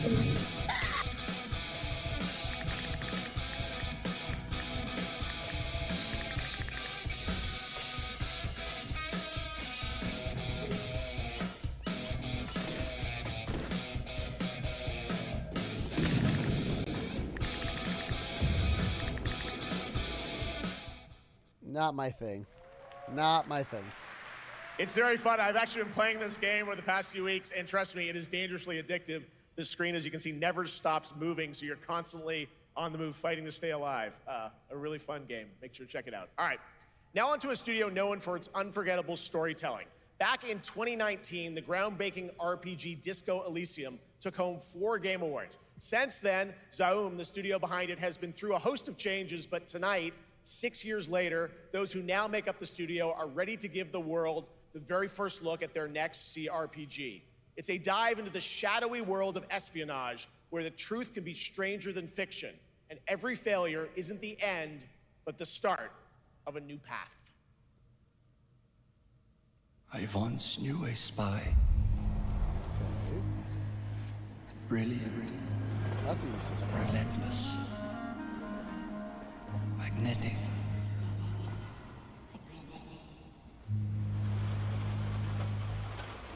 Her name was Herschel.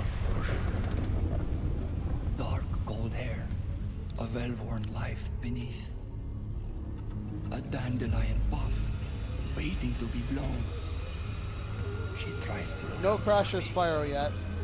And I don't think we'll see it. None of it mattered in the end. Everything she touched. Is it possible? Yes. Into failure.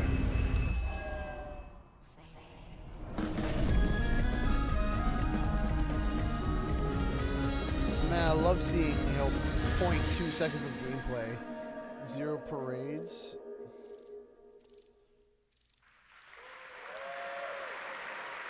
Now, let's talk about Gamescom Cares, our platform for responsibility projects here at Gamescom that we hold very close to our hearts. This year, we are giving the stage to highlight one of the many great initiatives. It's dedicated to all the games promoting democracy.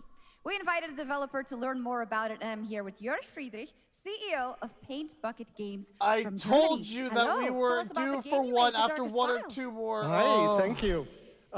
In The Darkest Files, we tell the true story of Fritz Bauer, was persecuted by the Nazis and forced to flee Germany, only to return after the war to fight them with the sharpest sword of democracy, the rule of law. It shows how quickly a constitutional state can become an unjust state and how this leads to darkness. But it also shows that we cannot simply stand by and watch. When this happens, we must take action. Indeed. There are other examples like your game playable here at Gamescom, such as Glass House by Flat 28 Collective from Italy, a story-rich CRPG set in a lockdown apartment block at the dawn of a world war. And Compensation Not Guaranteed by Team Project Lunch from Singapore, a document checker thriller about a post-colonial country from the perspective of a government official worker. So, Jörg, can you tell us why these games are so important and so impactful? Well, games are more than entertainment. Like any great art form, they reflect our concerns, our fears, our hopes, and what preoccupies us. Democracy is under attack right now. Minority rights are being violated, and the world is becoming increasingly interconnected. So games are a powerful medium for addressing these issues, Okay, and I they understand have what the you're saying potential now. to inspire change.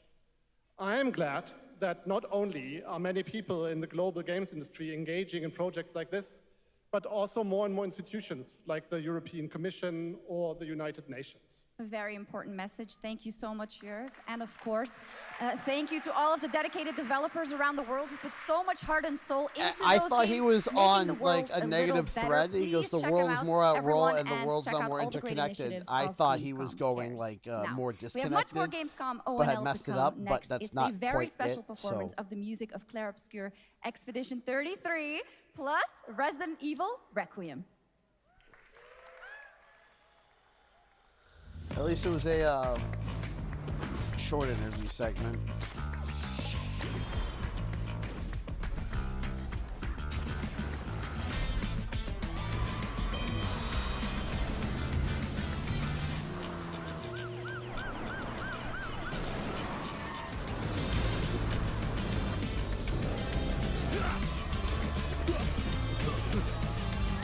There's a racing game, a fighting game,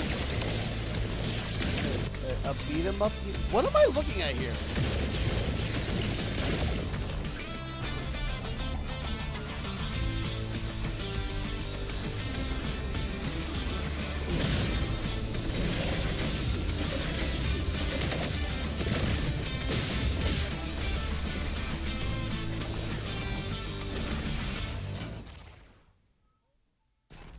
Neverness to Everness? You're just a part of my life, and you're just a part of my life.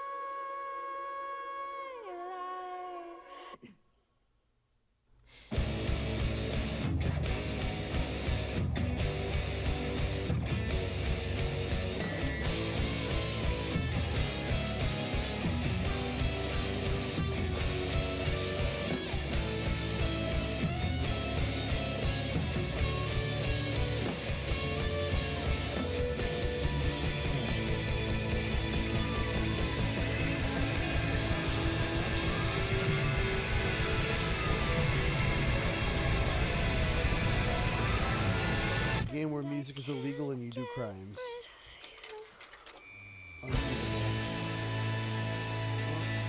That guy looks cool.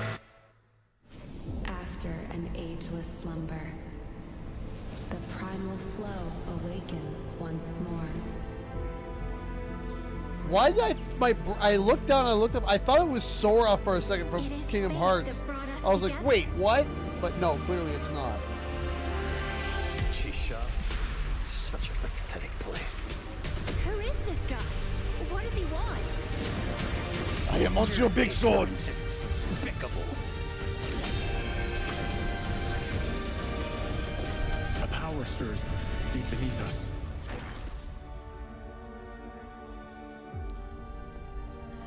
Whatever's lurking, it's behind this gate. The ground is shaking. It's people.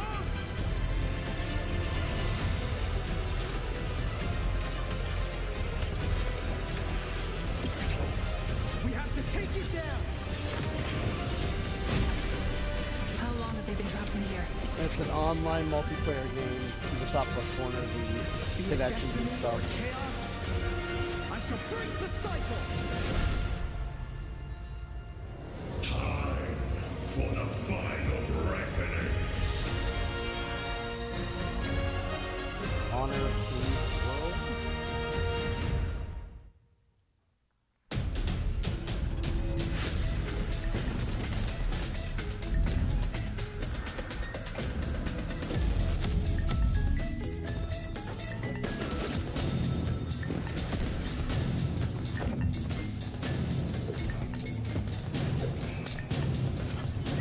Fortnite. Squid Game. Fun fact, Spyro showed up in a summary for it. And we got a gun.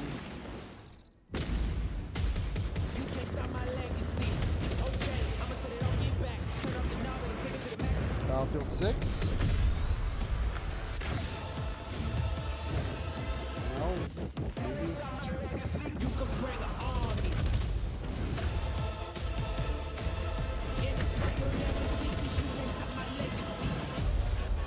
Delta Force. Nope. You just got a fresh look at Delta Force, which launches today on PS5 and Xbox. And the best part, it is free to play. Now it is time for something truly special and one of the most requested moments from our community this year. Earlier in 2025, Clair Obscur Expedition 33, the debut title from French indie studio Sandfall Interactive, captured hearts with its stunning Belle Epoque-inspired world. And we are going to have to mute the concert, so if you guys want to go see it, I would. And tonight, we wanted to bring that world to life right here on stage at ONL with a special acoustic performance from the game's soundtrack.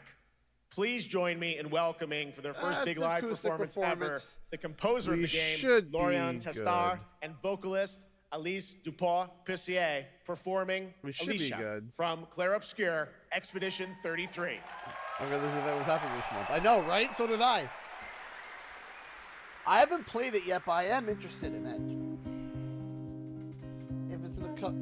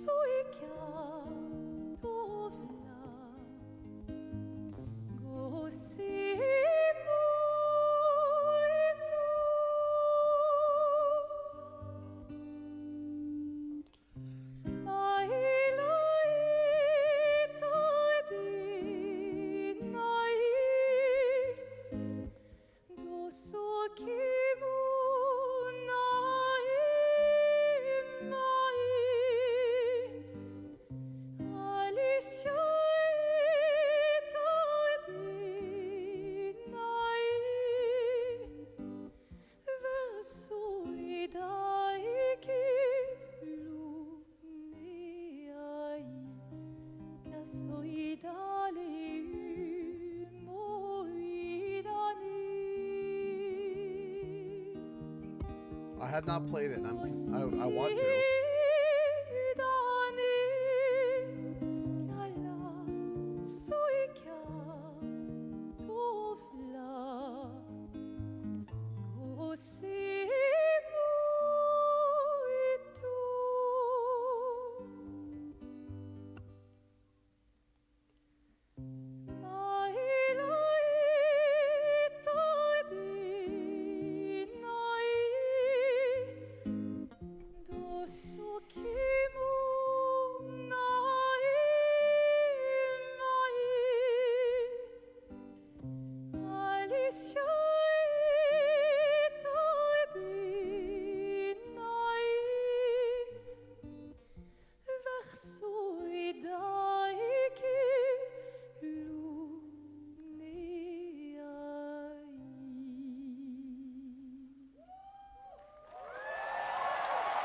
Nice.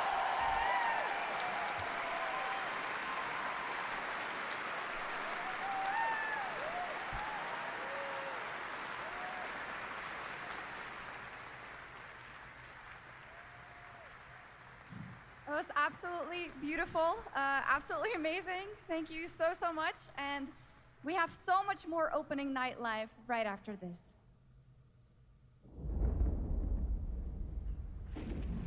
Since ancient times, the Hayabusa and Raven ninja clans have fought to keep peace. Nice. With the Hayabusa clan in the spotlight. But your clan, the Raven clan, has always had a secret motive. Thanks. I owe you one, Hayabusa. Ninja Gaiden. Expect heavy resistance from the DDO. We're all counting on you, Yakumo.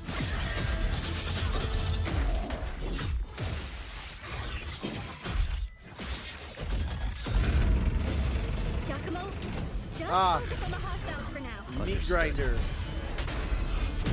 Stop this madness. Stay away from the Dark Dragon Seal. Go back home to your little raven nest. Or die here. If you truly think you have what it takes to slay the Dark Dragon, prove it. The very fiend that resurrected the Dark are we not Dragon playing? years ago. Even a mortal such as yourself has heard of me? I'm sure. Die, insect. Ow.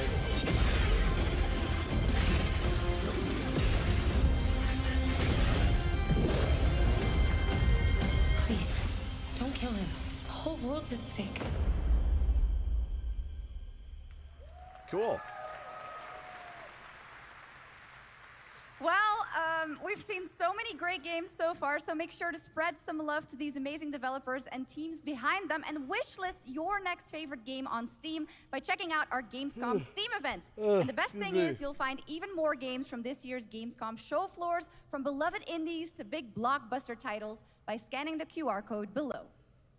Now it's time for the world gameplay premiere of an MMO shooter set in a post-apocalyptic dystopian Seoul, South Korea. From NCSoft, this is Cinder City, blending narrative-driven shooter action with a vast, seamless open world. I already put something in the... Freeze, ADF! Get on the ground now! Drop your weapon or we'll shoot! Drop your weapon, last warning! You've crossed the line. Shooty shooty bang bang, shooty shooty bang bang. Where are you? Hi ho. 3 minutes to drop. Everyone stand by.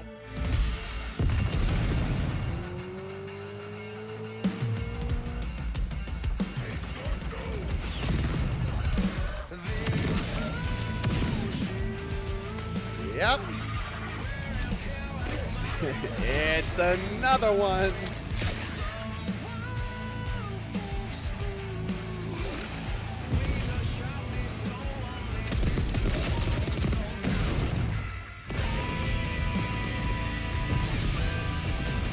Chat, I'm tired.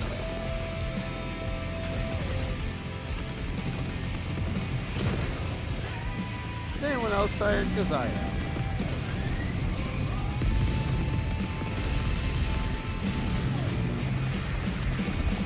Jeff Keighley's third quarters are so bad. He front loads the show.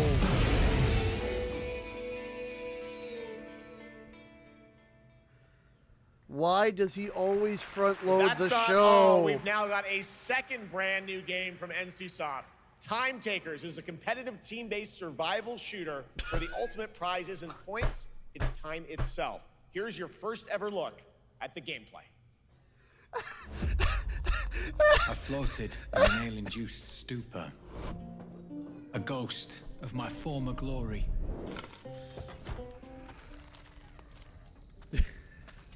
Until one day when I was stabbed. Jeffrey, please. Yes, like that. I thought I died. Instead, I was given a second chance in a strange world, alongside rogues from across the timescape. Hi, how you doing? Jeffrey Keighley, please. We were promised to fix our past. I guess that's what we're here to do.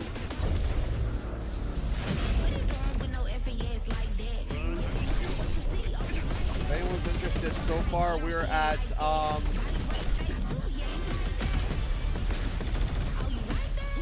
we're at 12 games so far that have their gun-based focus.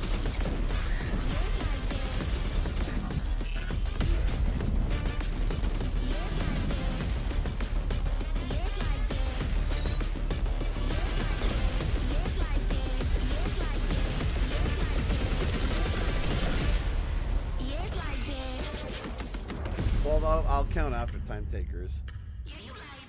It's just that we are, again, it's going to be another game that's going to eventually die. For decades, because there Silent is Hill so has defined many psychological of these horror types in of games. games. There's And so tonight, the fog many. rolls in once and we again. keep seeing them Here's a over brand new and look over at Silent Hill and F over from Konami, again. including the reveal of the American voiceover keep- actress Susie Young as Hinako. Target show 1 to HQ. We haven't found an suspect. Don't be shocked if we have an interview after this. It's so good, but it's still no water. You better consider the hunt. Over. Last seen fleeing Tsuneyoshi Shrine. Exercise extreme caution. I was wondering why I wasn't sitting right. You saved my life and laid claim to my soul. In turn, I shall save your souls by claiming the life of your own self.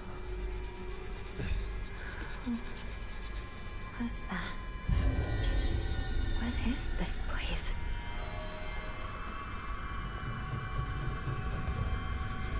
This way. No, of course, no. All shooting games should be bad. Absolutely not. Better get going. I play shooting games, but there are so many of them that when it dilutes the good ones, and that's when all you see is nothing but games that are involved with first-person shooters or shooters over and over. The ones that come out that are actually genuinely really good, I'm tired of them because every game that I'm trying has these are first-person or third-person shooters. So this is where you are. I wondered where you had gone. That's the problem. Shooters are fine. There's nothing wrong with shooters. You're going to kill them. But with your own hands. Many. What's going on? No. It's got my home too. The halls, the doors, everything's changed.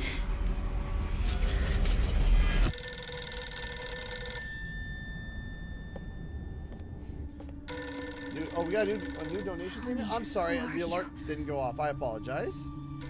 Please. Just die. By the way, if you guys send a donation and it doesn't ring through, let me know and I will read it. Make sure. Toys for Bob. Introduce our newest game, Crash Bandicoot. Taking Cortex is a selection of bullet and bladed weaponry and explosives. Yes. I still play it, but... No. Thank you so much for the $1. Toys for Bob. Yeah, if you want to support the channel, there's a link in the description below. Or if you want to send a super chat.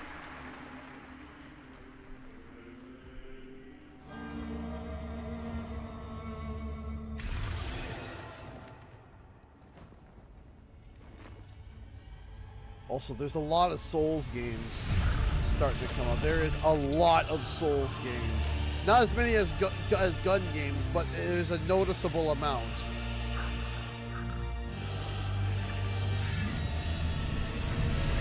Like, is this a Souls game?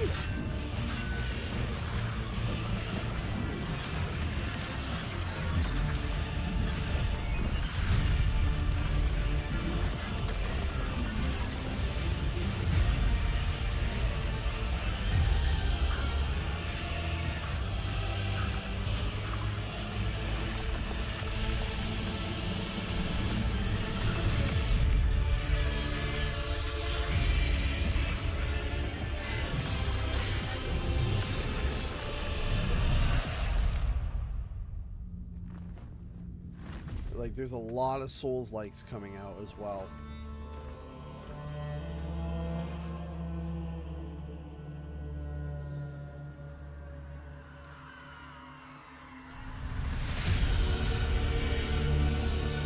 Davinia Chlamydia?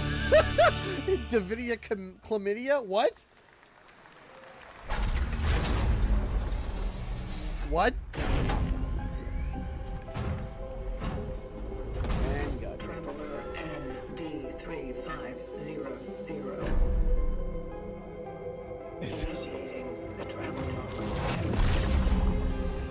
This is the Traveler, an agent of a shadowy faction known only as the Collective. And in Kronos the New Dawn, you'll step into their role. From Polish horror powerhouse Bloober Team, nominated last year at the Game Awards for their Silent Hill 2 remake, comes a bold new vision of survival horror. In this world, the dead don't stay dead. When they find each other, they merge into something far more terrifying. Launching September 5th, here's your brand new look at Kronos the New Dawn. Bob for Toys donated $1. Or how about Sly Shooter and the Grenadius Go Baboonis? Thank you so much for the $1.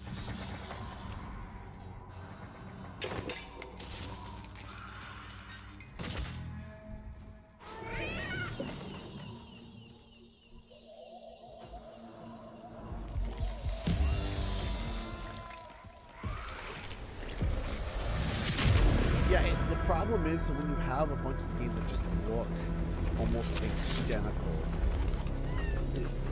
Are you glad to see me, friend? Bloober Team! Lure team, come on, what are we talking about? Jay's right.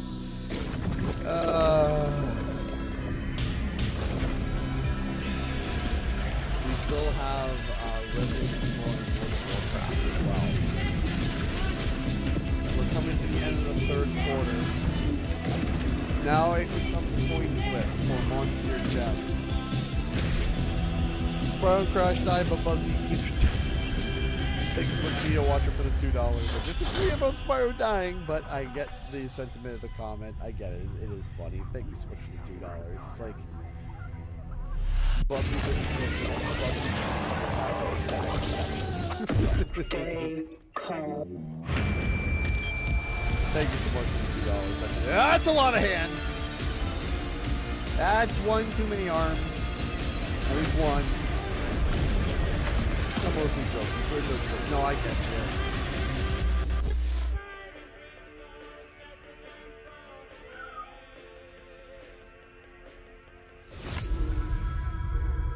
Oh man, you can get either the standard edition green or the other diuretic looking colors that are just different for variations our next trailer, of brown. Let's turn it over to the head of sequels at Obsidian Entertainment. Guten Tag, Gamescom. Hey! Look at this. Tens of thousands of Europeans packed into one building in the dead of summer with absolutely no air conditioning. This is the type of dystopia we here at Obsidian Entertainment absolutely respect. What is this? Am I experiencing Schadenfreude right now? I may have messed up the pronunciation, but you knew the idea. How are you? My name is Mark. I am the head of sequels here at Obsidian Entertainment, and I've got big news. I am going to drop a brand new trailer for The Outer Worlds 2. What are you going to get? More planets, more chaos, and an actual release date now that GTA 6 got pushed to the spring. So, strap on in. Stock up on some gummy bears, stock up on your favorite pretzels. Get ready. Here comes The Outer Worlds 2 trailer. Roll it, Jeff. It's got to be Jeff that's rolling it, right? And now, a trailer for the part of the game you'll remember more than the ending. The Companions. Let's skip the diplomacy. Chemically enhancing your statistically unsafe lifestyle. This might sting. At least we've slowed down with the interviews. Son of a I should sprint. have said that.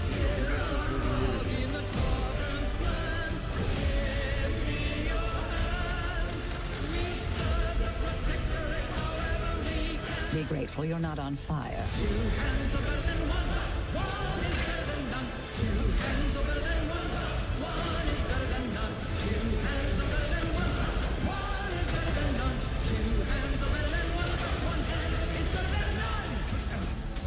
And no, you can't sleep with them. To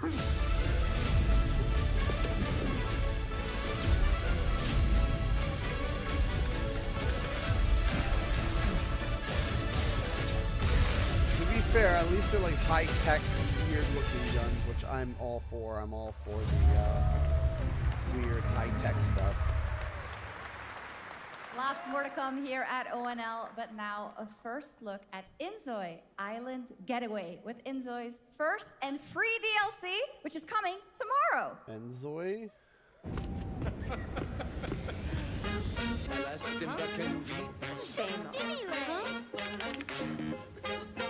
What am I looking at?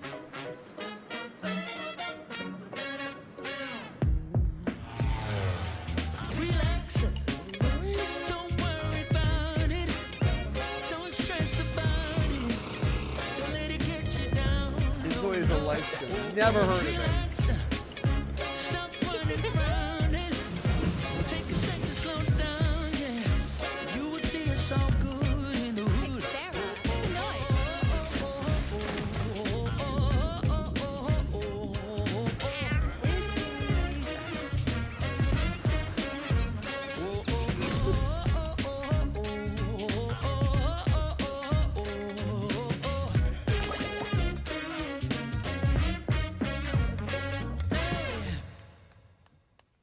Steam and Mac App Store. Where calamity began, this trial shall end. Awakeners, prepare for the final confrontation.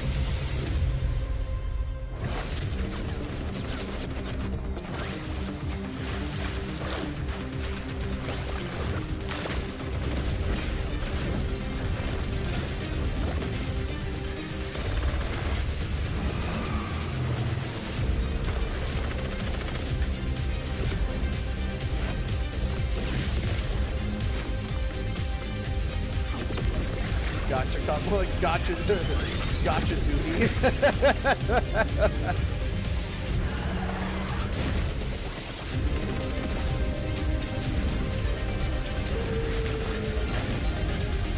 Alright, we're entering the last quarter now.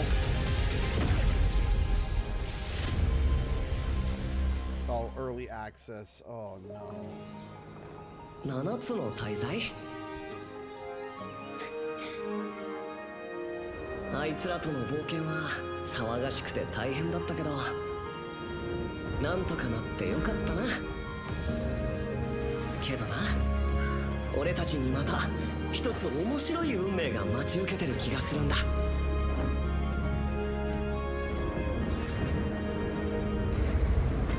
多分楽な冒険じゃないだろうな。この広い世界にはたくさんの試練もあるはずだ。だけど俺たちが力を合わせれば乗り越えられるさ。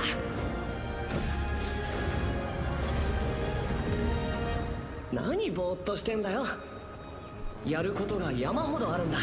早く出発するぞ。さてさてさて CBT 募集が始まるってよ。絶対参加してくれよな。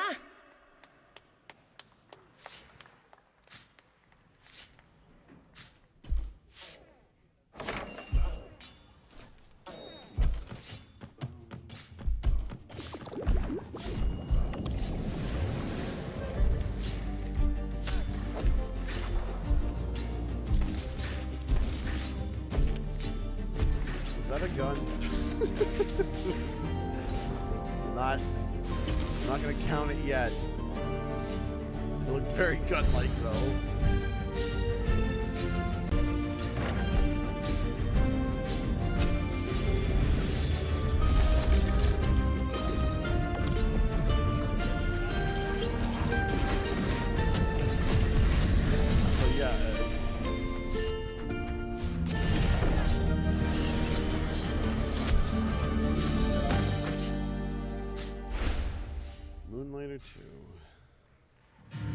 It brought you here, my fire. My fire. Don't listen. Your reputation is legend. Oh my, you... I think I know what you are.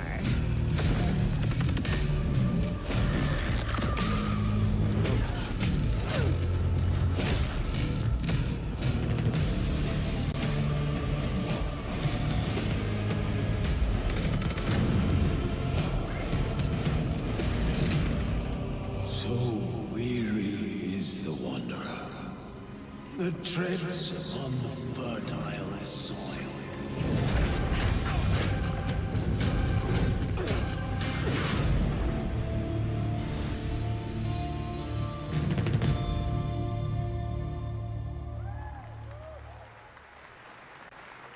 There was some big news. We finally have a firm release date for Vampire Bloodlines 2, October 21st of this year. And next, since we're here in Germany, it is only fitting to spotlight a homegrown success story, the deep survival crafting of Enshrouded from Keen Games in Frankfurt. Still in early access, Enshrouded has already let friends adventure, fight, and build together in endless ways. Longer? But tonight, the world minutes. is about to change forever. A new force is coming, one that will redefine how you explore, how you build, and how you survive. It's a monumental edition, and you're hearing about it first, right here at Opening Night Live. Listen. I dreamt of a time before the corruption and the fight for survival. I dreamt of a shimmering home and of exile. To find peace, we must brave the deep weird, the old gods whisper, and an ancient fury awakens. This sounds interesting. We shall purge the profane and command the water to yield to our will, for there is no greater power than the flame of the faithful.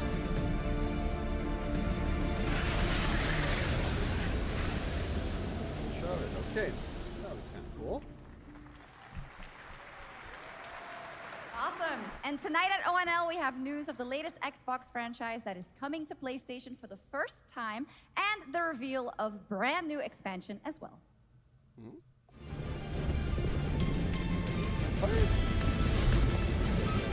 Totally accurate battle simulator.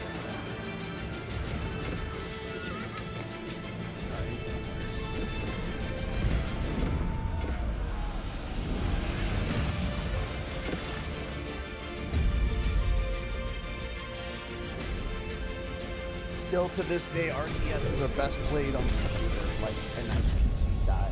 I used to enjoy a lot of. I used to play a lot of RTSs and PC. And I realized that when I first played Halo Wars. When I played Halo Wars, I was just like, wow, this would be so much better if I could play this on the computer. And that's how I really felt about most of these RTS style games. About 20 minutes left, and we still have World of Warcraft, and we still have Resident Evil. So I think in between here we might get something, one last big reveal, maybe. I can't remember this game. Honored friends, masters of the blacksmith's guild, let me introduce a young master of our craft and new owner of Kutenberg's old forge, Henry of Skalitz. You got a blacksmithing game? Ready? We can no, begin. It's Kingdom Come Deliverance. I thought it looked familiar. I was like, looks like that. Let's look at Legacy of the Forge, the second story expansion for Kingdom Come Deliverance 2. You'll put your blacksmithing skills to the test to acquire and repair a legendary burnt-down forge with brand new design features. All right. Do we have any Cult of the Lamb fans in here? Really? All right. It's time for some big news for the darkly comedic action adventure management hybrid game. Here's the announcement of a major expansion to the game coming soon.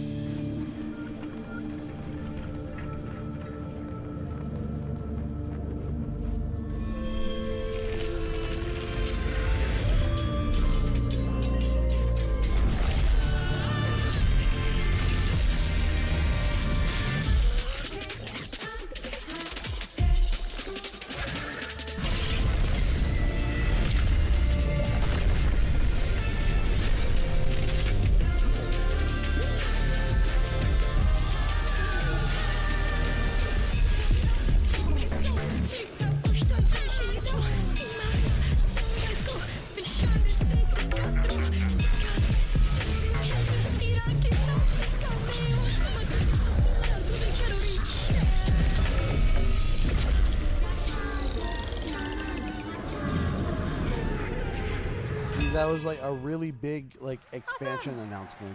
Now, last year, World of Warcraft celebrated its All 20th right. anniversary and kicked off its 3 expansion Show story arc, me. the World Souls Saga.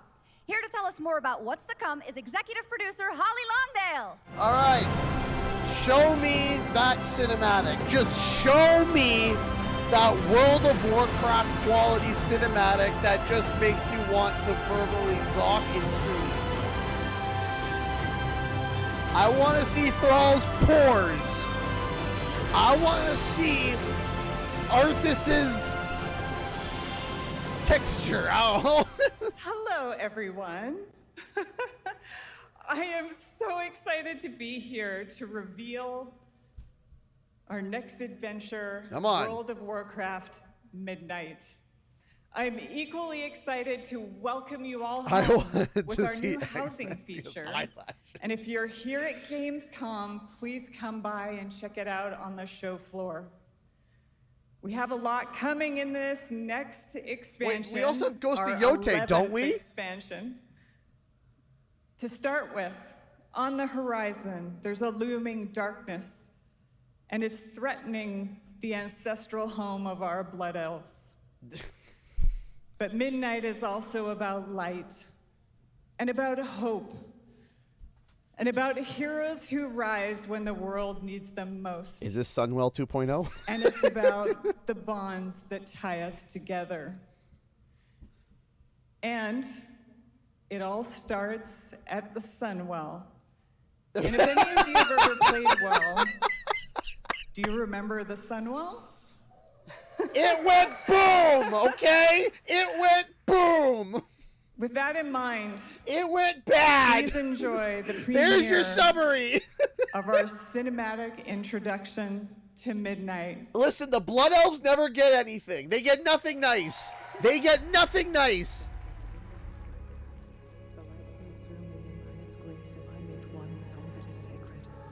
The light guides my steps and illuminates my path.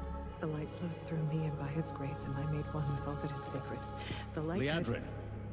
Lady Leandrin. I need you with me on the wall. Gorthamar, the void will envelop us soon. Only the light can save us now. No. The time for prayer has passed. Lady Leandrin. The Sunwell will not fall. Not while I draw breath. I mean... okay, I'm not gonna say anything.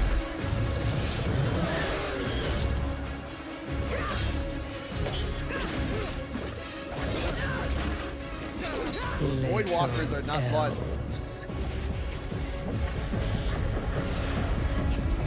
I can see you grow weary. Well, about that. How much longer can you hold out? Flee and save yourselves. Leandrin, don't. Light be with you. You see? She understands it's hopeless. J-Pills! Soon, you all will. One second, buddy. The light guides my steps and illuminates my path. The light flows through me, and by its grace am I made one with all that is sacred. The light guides my steps and illuminates my path. The light flows through...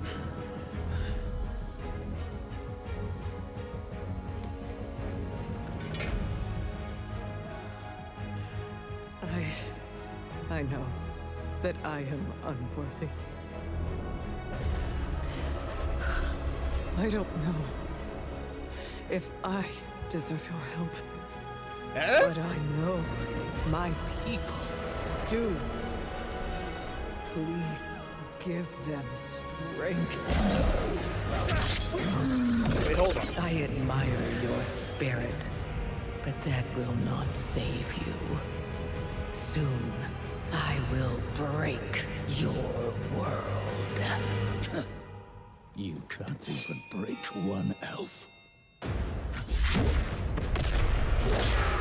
Uh-oh.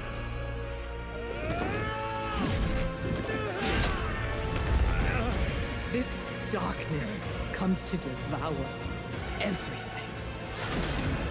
And when it is finished, there will be no more light. Without your aid, we will perish.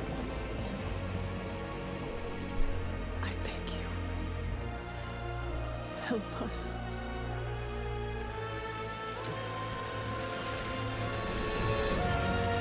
Wait, what?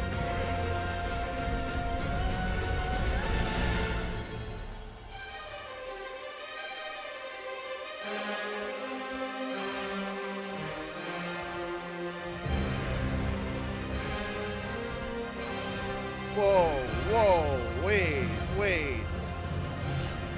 I'm a little bit cold on my original. This is not what's supposed to happen.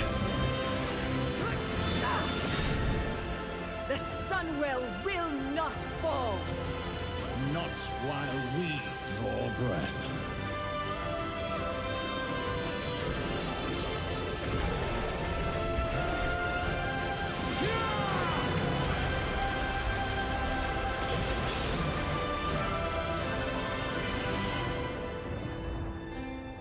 Are we getting Elvish Warlords of Draenor? Is this what this is?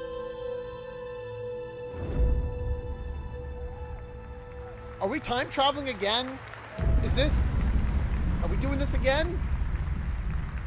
We can't just time travel back to, like, the Cataclysm. What a or great the cinematic. the Nobody does those better than whirling... Blizzard, and hope you guys enjoyed that. What? The Next Maelstrom. is the global announcement of a new project from Team J, the dev team behind Delta Force. Project Spectrum is a No, they have tactical not shooter announced for Spyro, the and fearless. It is I a didn't think. physiological horror PvEVP game.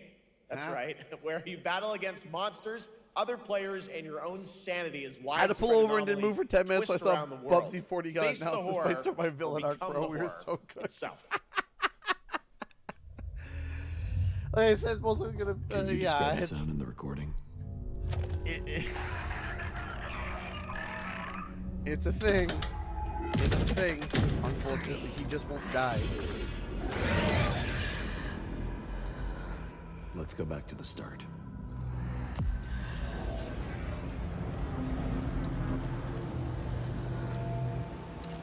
I remember the wind. Strong wind. To the gun. What the hell happened here? We got company!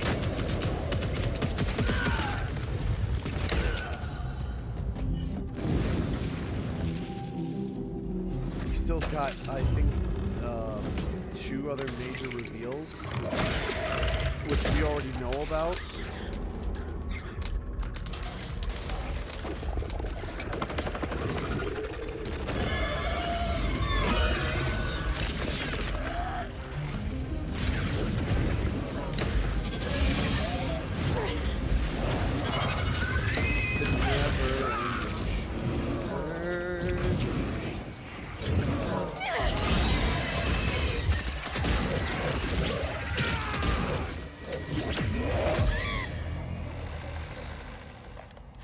The loss is too heavy for you. But sometimes, loss can birth beasts and bury truths. What do you think? Literally shivering. What if you are the beast? The beast?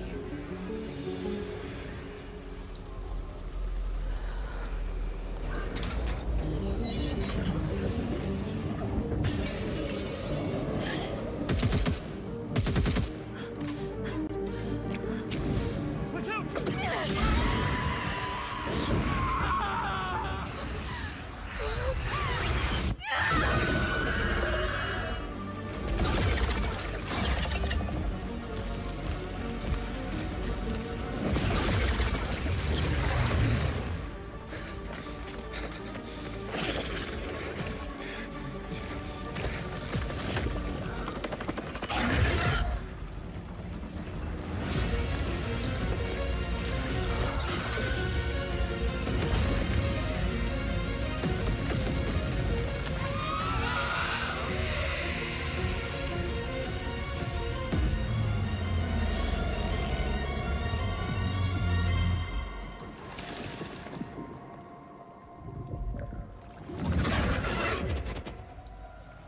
Let's go back to the start.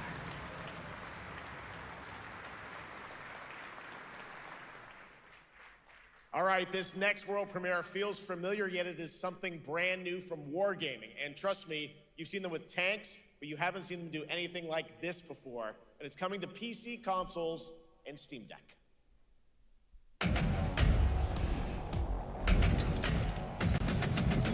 Is it guns?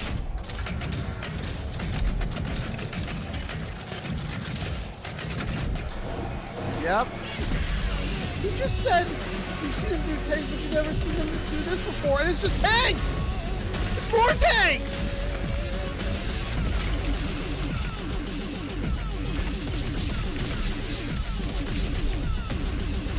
You see them do tanks, but you've never seen them do this before. And there's a tank!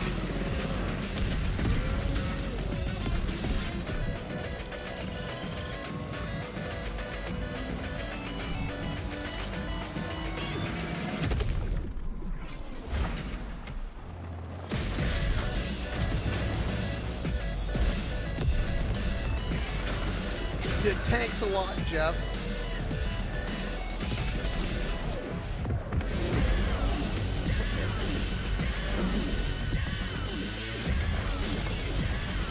Treads don't work like that! Why? I don't understand! If you did that, the treads would... Heat. Oh, man. Heat. It's another one that's going to be... This October, Sucker Punch and PlayStation take us back to the year 1603 into the sandals of Atsu, a lone ronin driven by a single purpose to avenge the brutal slaughter of her family at the hands of the ruthless Yote 6. Tonight, we have a new look at the deadly, beautiful world of Ghost of Yote. They became cold. Seriously.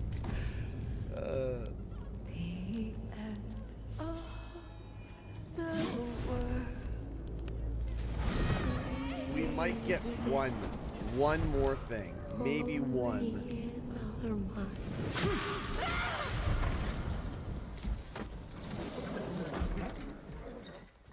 Are you going to give me a line?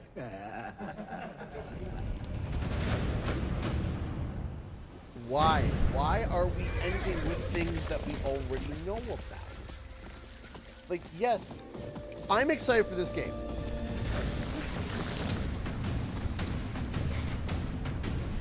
I'm excited for this game.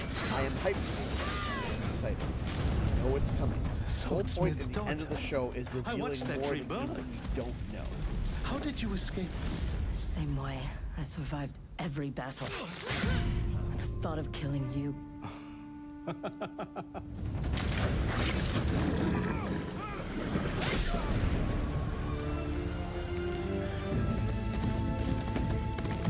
Like when you say, "Oh yeah, we're going to show this stuff," you're going to see it. We're going to show it. Ruthless spirits wandering the land, driven by vengeance.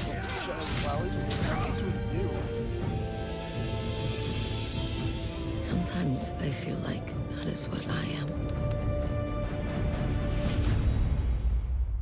Please end with something.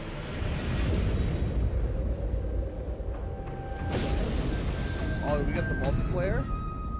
The Legends mode.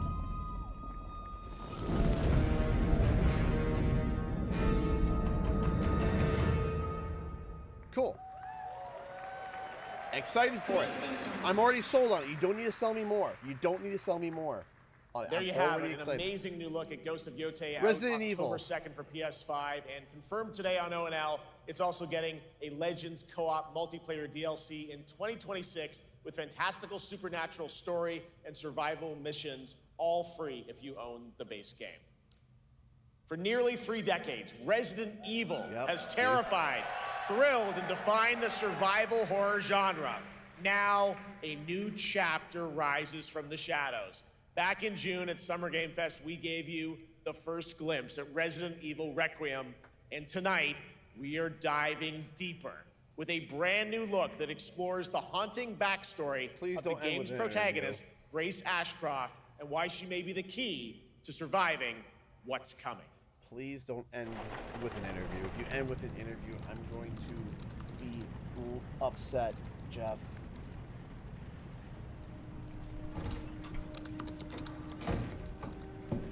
Anne? Hi, Mom. You have been on that thing all day. Well, if you're gonna work so late. Get some sleep, eh? I'm almost done, just a sec. It's really coming down hard. Mom, phone. Mom. It's right beside you.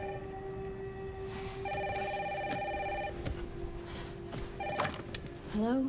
Miss Ashcroft? Yes.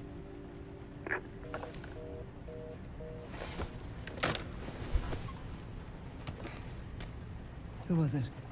Dunno. They asked for Miss Ashcroft and then they hung up on me. Rude. What the? They're coming. Grace, we need to go. Go where? Mom, what's going on? Hurry. Wait, who's coming? What's wrong? Shh. We need to keep our voices down. This is ridiculous. Come on.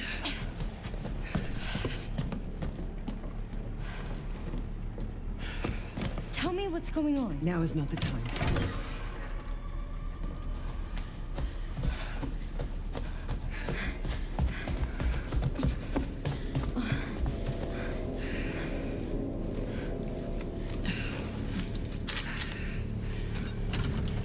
Oh yeah, this is definitely gonna be the last thing. Stay close. Because it's just gameplay. Come on, wait. Right? Grace, or not just keep gameplay, moving. but it's.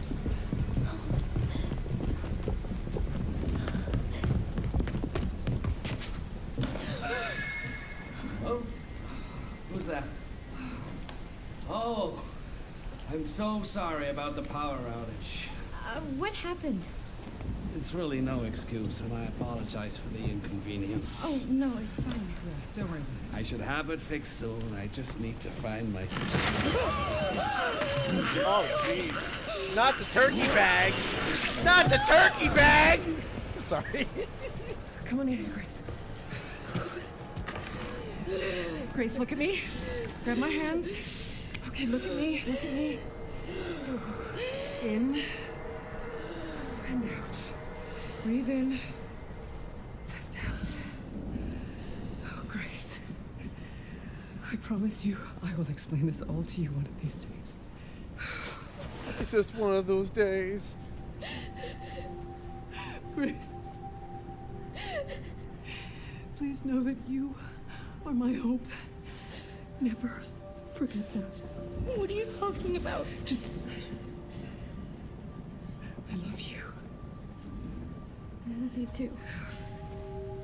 Okay. Hey, Mr. Chair, this is not a turkey. Mom, I'm scared. No. We need to find a way out of here now. But we don't have any of our stuff. We can come back for it later, Grace.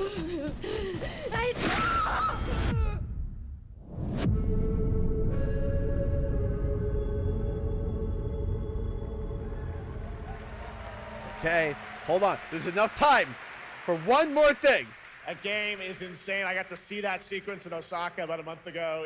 There's a lot more to share, and there is a reason it was the most wishlisted title coming out of Summer Game Fest this June. Come on! Now, for those of you here in the arena tonight at Gamescom, there's some good news, is you'll be over on the show floor, be the first players in the world to get hands-on with a playable demo of Resident Evil Requiem at the Capcom booth as we count down to the launch this February. A huge thank you to Capcom and Takeuchi-san for that special look. One last one, Jeff! And with that, Gamescom Opening Night Live comes to a close. With the celebration of gaming doesn't stop here.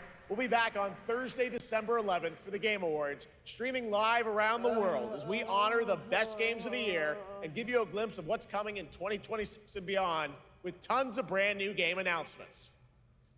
You're leaving, but before we say goodnight, we do have one last surprise. Thank you! Okay. A global announcement from a studio that walked away with multiple Game Awards wins for its last project. Please, take a look.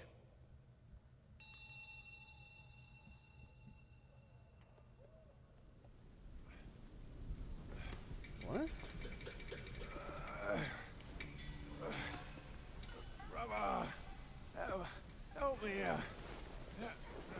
You ain't even trying. It's all me.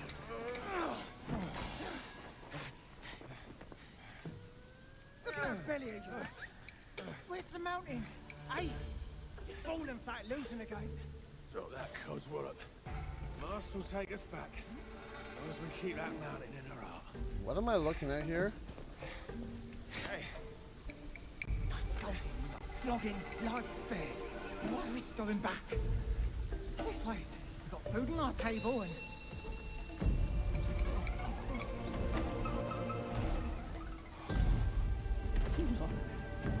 They're coming for us.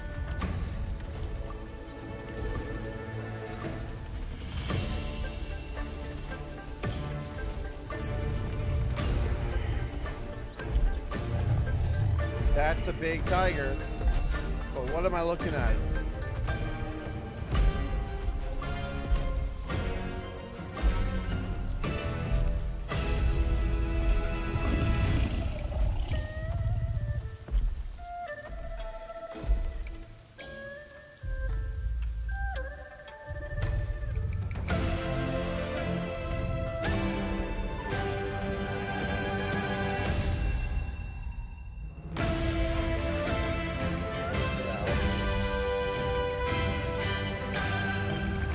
Black Myth Song Preview.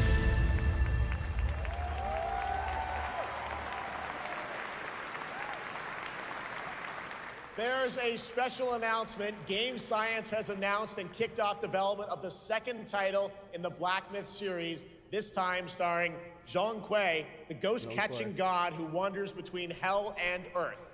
This will once again be a single-player ARPG rooted in ancient Chinese myth and folklore. And don't worry, to those who love the Black Myth series, the westward journey won't end here either. It's been amazing opening night live tonight. Thank you so much to Shox for joining me. Thank you so much, Jeff. I had so much fun. Also, a huge announcement at the end of that to close out Opening Night Live this year and kick off Gamescom 2025. So ended with it's been so much fun to host this thing new. again with you, Jeff. What an amazing show. Oh, it was such an amazing show. Great job to you. Thanks for coming back again, Shox. And thank you to everyone for watching online and here, the audience in Cologne. What a great night. Have a great Gamescom 2025. And we'll see you on December 11th for the Game Awards in LA. Good night, everybody.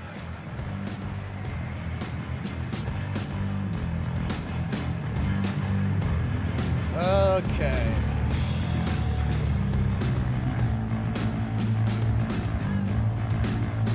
Well, that was at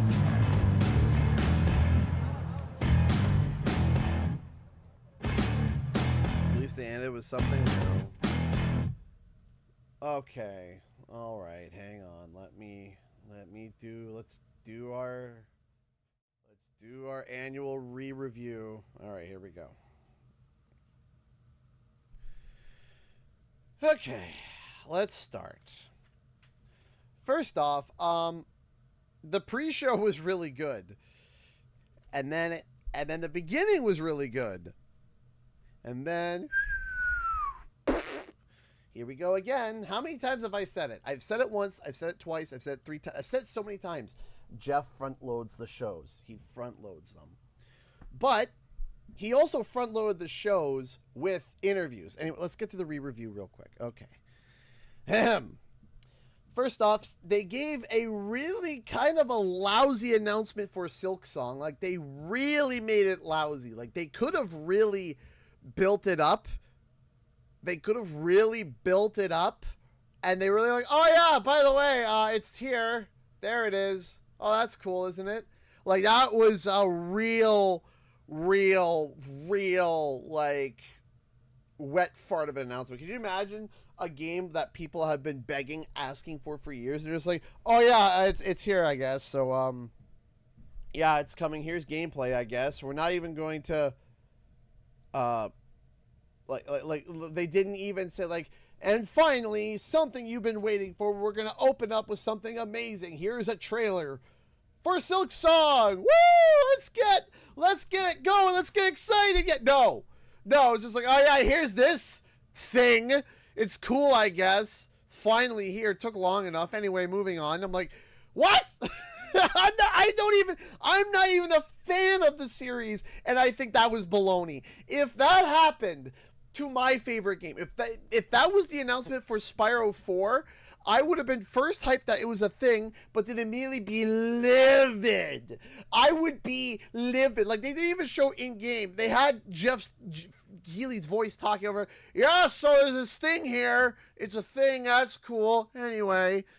Like, why? Why don't you put together a trailer? Put together a trailer and end it. Play it here at Gamescom. Like, you're just gonna plop that there like a turd? Just like, oh yeah, there it is. It's like, no! That's a huge announcement. Anyway, Then we had the Call of Duty quarter. Call of Duty Black Ops 7 had the trailer, then an interview segment, and then another trailer behind the scenes. Lords of Fallen 2, Sekiro Shadows Die Twice is receiving an anime on Crunchyroll. Lego Batman, Legacy of the Dark Knight, a game that is kind of summarizing all of Batman's adventures in Lego form. Warhammer, Dawn of War 4, Monster Hunter, and Final Fantasy are having a crossover. Onimusha, Way of the Sword, Enfield, Europa, Manifesto 5, I didn't know that there were 4 other ones. Demon Ex Machina, something, I forgot.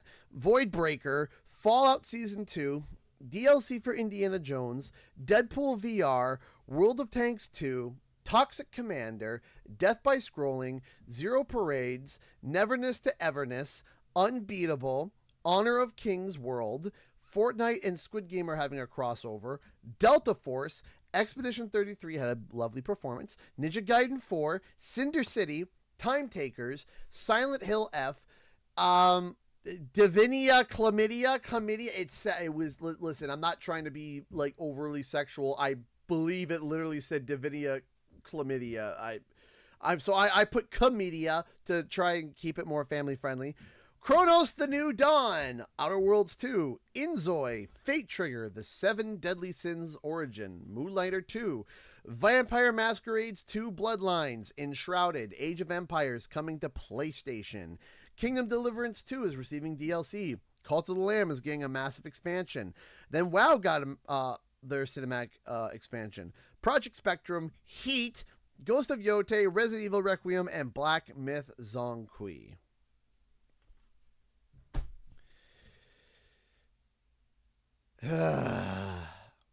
So,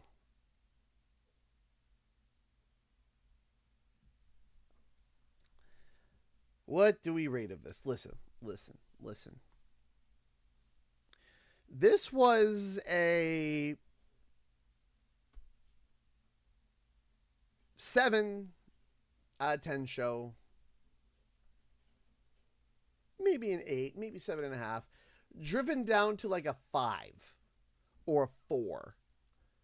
Because the pacing was terrible. It's like, hey, all the hype moments, we're also going to jam all of the development, like all the interviews on stage in the middle of all the hype spots. So every single time we go to speed up pace, every time we go to, all right, here we go, we're about to get hype, we're about to get exciting, and plop. Okay, let's try again. Getting hype and excited, and plop. And it's like, oh my gosh, why are we, okay, here we go. Now the pace is going, and then we hit the quarter 3 dryness, where it's a whole bunch of like first-person shooters, and it's like, good gravy. And then they put all the games that they're like, yeah, wait, stick around for this, and they wait to the very end. I just, it was a good, it had good stuff. I'm not sitting here saying that there was nothing here. I'm saying there was stuff here, but the way it was delivered was done in such an obnoxious, boring way. The interviews could have been not there. They could have been spread out better. They could have been more hype. And also, I did the count, and let me double check if I did my count correctly. 9, that's 9 plus 8 is 17, 18, 19. There were a grand total of 19 games that were focused and featured with guns. To give you an idea, the total games were 1, 2, 3, 4, 5, 6, 7, 8, 9, 10.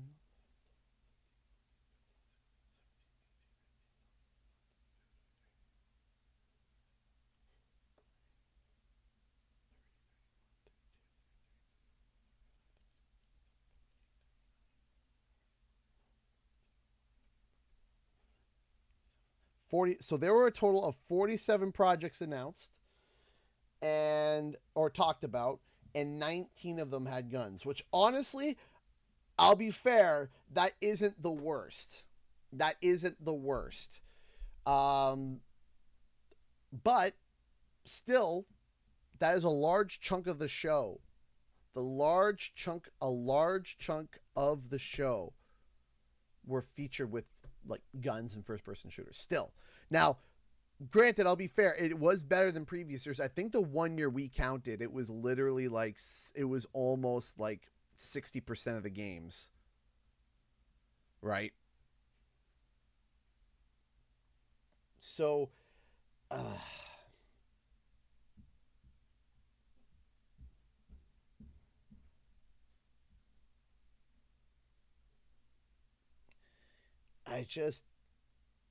there were good games, man. But I feel like I just sat through something that was ultimately just, I know it wasn't a waste of time, but it feels like a waste of time. Does that make sense? Where you know that you know it's not a waste of time, but you feel it, like your body feels like you just wasted time for no reason. Like you watched something that you didn't need to watch, even though you should have, and it was stuff that you wanted, but right? The pre-show was paced way better. It was just like, boom, here's something new. Oh yeah, want some help? Boom, something new. And then, oh yeah, by the way, you want something? Boom, something new. Like, whoa, good. And then it ended with Pac-Man and Sonic crossover. There were a number of these games that could have been in the pre-show.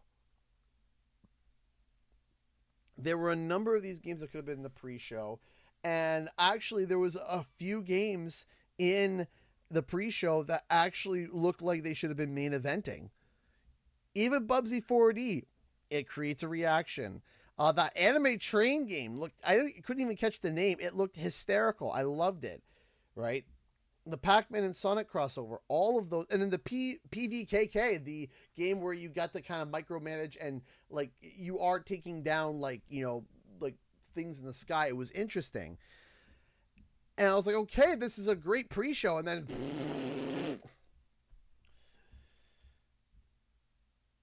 this is where I think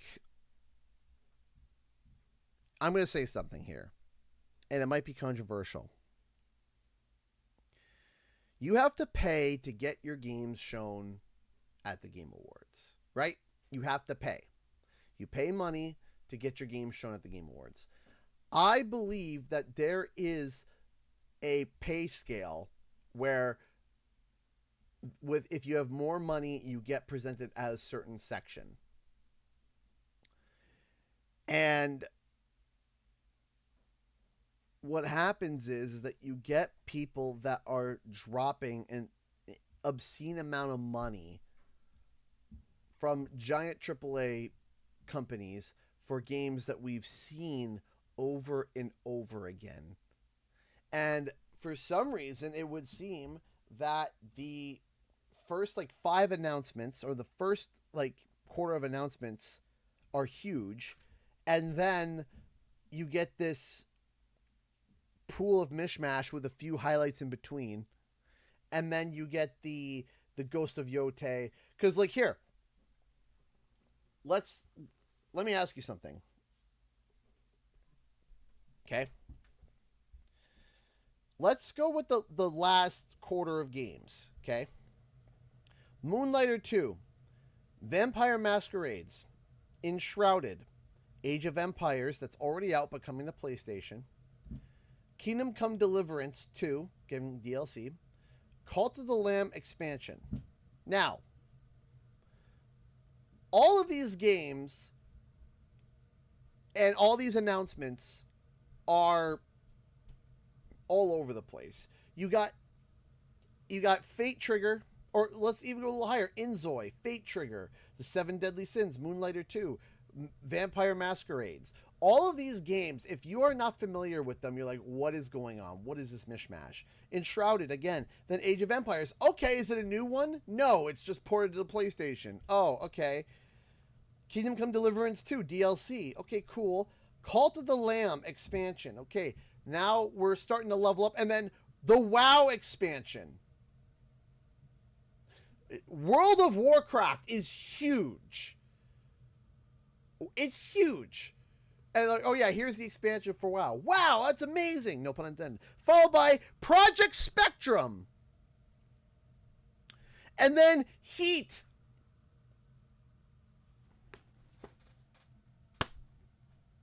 Okay.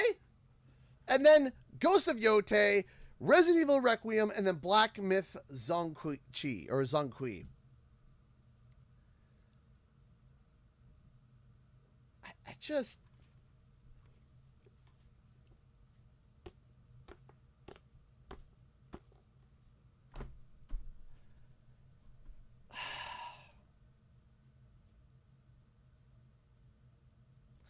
I hate that they sit there and they tell you something that is going to come and they put it at the end of the show. I hate it because it's not a surprise anymore. I hate it. I loathe it. I despise it. I hate it. I hate when they're like, stay tuned for Ghost of Yote, stay tuned for Resident Evil Requiem, and then you get to the end of the show. It's like, hey, listen, okay? Hey, listen. Watch this movie. The main character dies at the end. Get ready for that. Look out. This guy's the secret villain. Get ready for that. And then you get to the end of the movie. Oh, no. He's a secret villain. Oh, no. The main character died. Surprise? Anyone? No. No surprise. Because you told us it was going to be here. If you're going to tell us it's going to be here, sprinkle it out through the show. Be like, hey, we're opening with Ghost of Yote. And then partway through, quarter of the way through, hey, here is the WoW expansion. And then on the last, at the end of the third quarter, hey, here's Resident Evil Requiem. And then once you see the Resident Evil Requiem, and then you notice, hey, there's like 15, 20 minutes left. What could that be? Because then you enter the zone of unknown. What could it be? Everything they said that they were going to, that they publicly announced, the big titles, have been shown. And now there's 15, 20 minutes left. Ooh, 20 minutes of mysteries and excitement. What could it be? Not, but here's the thing. You tell me that Ghost of Yote is going to be here, and I'm looking at the clock. It says 3:50. We got 10 minutes left, and I'm like, Ghost of Yote hasn't been shown yet. Resident Evil hasn't been shown yet. We're running out of time. We're running out of time. And that's all I'm thinking. That's all I'm thinking the whole time is we're running out of time. Running out of time. And whatever is coming out, we already know half of what's going to be showing. If they show 2-minute trailer of each of the projects that they have, that they talked about but hasn't been shown yet. TikTok, Jeff. No. This.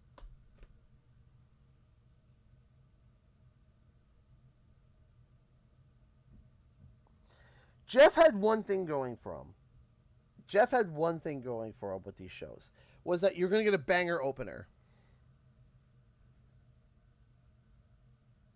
Right? They went for a banger. Jeff always goes for a banger opener, and he almost achieved it. But every single time, right when I started to think, hey, this game showcase could be a banger, I got hit with an interview that lasted 10 minutes. Like, why? Like, I'm sure the interview is interesting. Don't get me wrong. But why? Why are we starting to chug up the pace of excitement and then coming to a screeching halt? Why? Why? I think they mentioned the live Clear Obscure soundtrack during the show like 5 times. They felt like ads for what was later coming in the show with the live performance. I know. Yes, if you front load everything, you're going to have a banger show. Yes, that's true.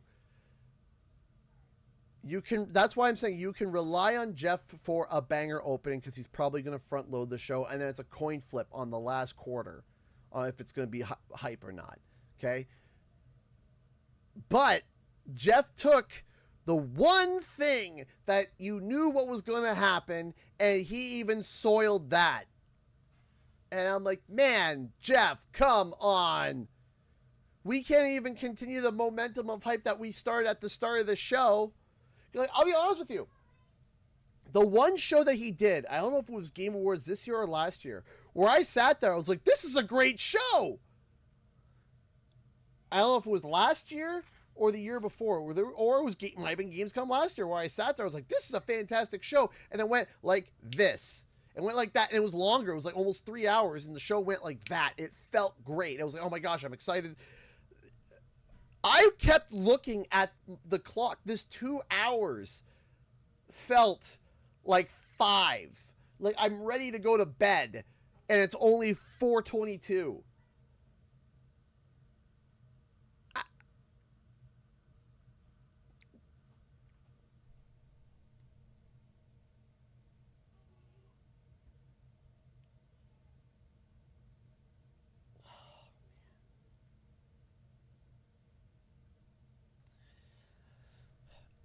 I understand what Jeff tries to do. Jeff front loads the show because people get really excited, and then when the dry stuff starts showing up, you start saying, okay, you're living off of the momentum of the initial burst of excitement, of the initial dopamine, the initial dopamine rush. He's hoping that that is enough of a momentum to get you to constantly think, okay, what's the next big thing? What's the next cool thing? What's it going to be? I hope it's here. Okay, this was kind of slow, but we just got that big banger opening. It's got to pick up soon. It's got to pick up soon. And it just goes downhill. But then once in a while, he puts a hype thing in the middle to kind of resuscitate hope. Like, beep, add, a little hope spike. And, that's exciting. And then all the way down until, like I said, that last quarter, it's a coin flip. Is it up or down? And he even wing clipped himself again by making it that thing that he does where he front loads it couldn't get going with all the bloody interviews, man. My gosh.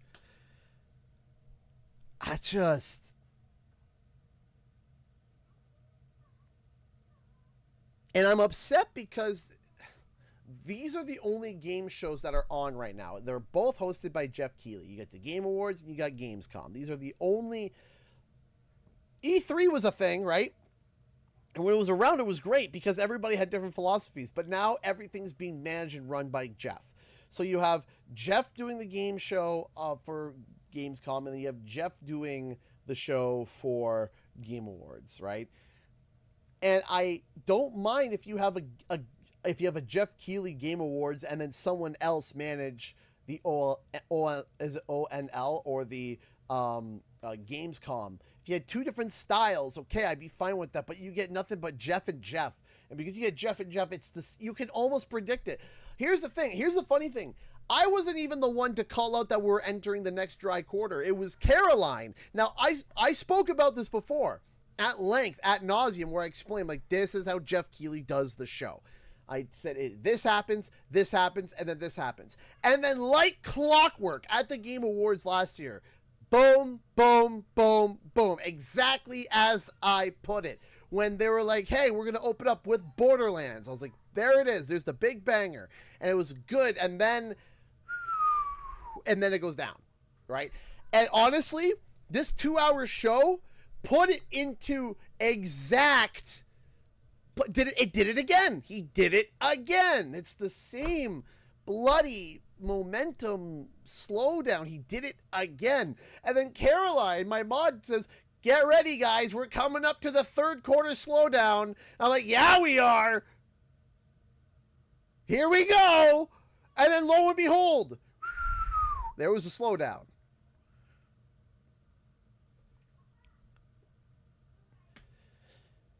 If you were to rank all of these games, if you were to just look at these games and just look at them on a spreadsheet and rank them from least exciting to most exciting, okay? Then this was probably a 7 out of 10 overall. Okay? A 7 out of 10. But with the way that it was laid out, it's like a 4. And it sucks. And also, I'm going to say 3. You want to say I'm going to say 3 because of what they did to Silk Song. Silk Song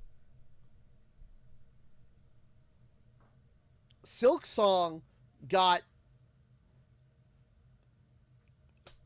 I'm speechless. I'm speechless about what they did for Silk Song. I am speechless that a game that has had so much hype, so much rumor, so many people making leaks, so many people crossing their fingers, hoping and wishing and can't wait to see it and hoping that one day it's going to come out. So much so that it was a meme, that it was a joke, that someone said, at least you're not a Silk Song fan. Ha ha ha ha ha ha ha. Right? It's a joke. It's a meme because of how long they've been waiting. And then that is their reveal. That is their reveal for Silk Song. Yeah, this exciting thing, I guess, is coming. What? You're kidding me.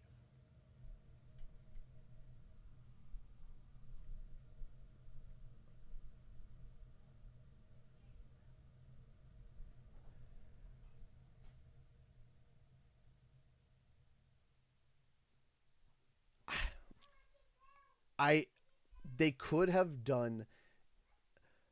Hi, on Thursday is a special announcement for Silk Song. Then they should have done better. I don't care if it was a 20-second trailer. If it was like basically it goes black, you hear maybe like water dripping or whatever, you hear a voiceover, and then you just see 20 seconds of gameplay of Silk Song, and then cuts to black. Silk Song, see more on this date. Then you're like, oh my gosh! Right? Oh my gosh! You know, even if it was just a 20-second, 15-second little bink, just a little teaser with some music, get some gameplay in there for 15 seconds, and then title card, see more on Thursday. Hype! Excitement! Oh my gosh! Amazing! Let me see if I can rewind this. Can I rewind this? Because I'm going to rewind this.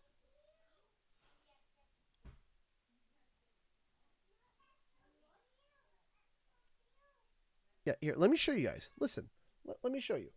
This was the reveal of Silk Song. For those who came in late, this is how he revealed it. Actually launching and Steam's crafting Hollow Knight Australia. For 6 years, Team Cherry has been crafting Hollow Knight Silk Song. It is highly anticipated and Steam's most wish-listed game. Well, tonight, I can finally definitively tell you that Silk Song is 100% actually launching this year. And behind me, you're seeing some brand new Silk Song gameplay, the first extended look since the last trailer in 2022. And starting tomorrow, you guys here at Gamescom can play a demo at the Nintendo and Xbox booths. There you go, Silk Song is real.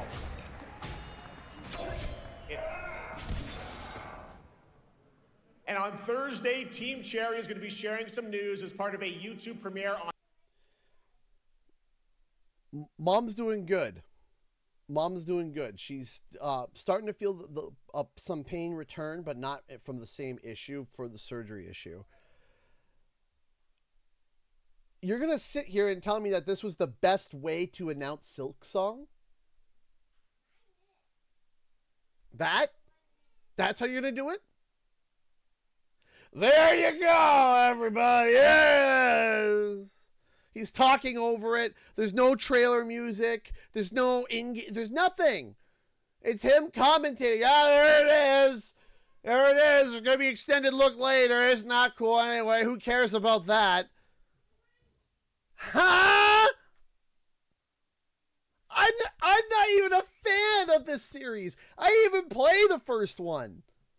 I didn't even play the first Hollow Knight.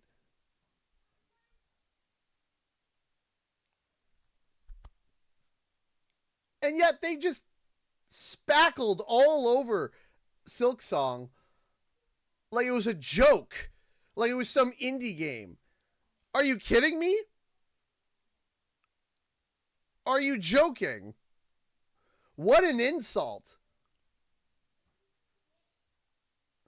Like, why don't you just like throw a copy of the game in the middle of the stage and take a dump on it while you're at it, Jeff? You might as well. Why, like, the most wish-listed game on Steam.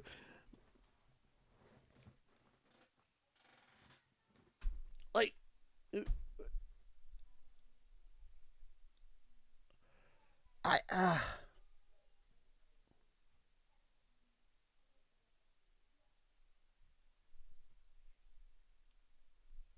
unbelievable. Absolutely just unbelievable. Like, I'm half joking, but I'm also not. Like, why, like why not at this point?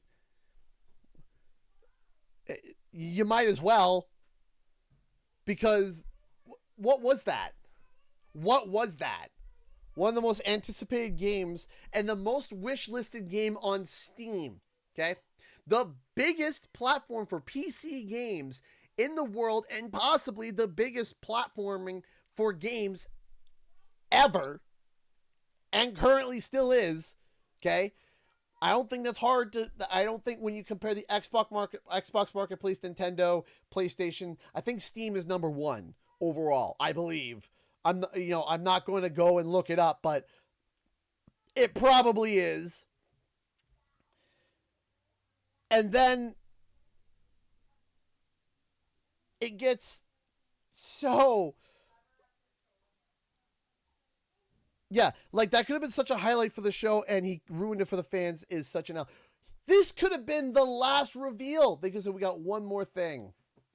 Here it is. Even if it was 20 seconds. 20 seconds. Blah, blah, blah. Hollow Knight Silksong. See more on Thursday. And it's a way to say stay tuned. It's the way to finalize the show.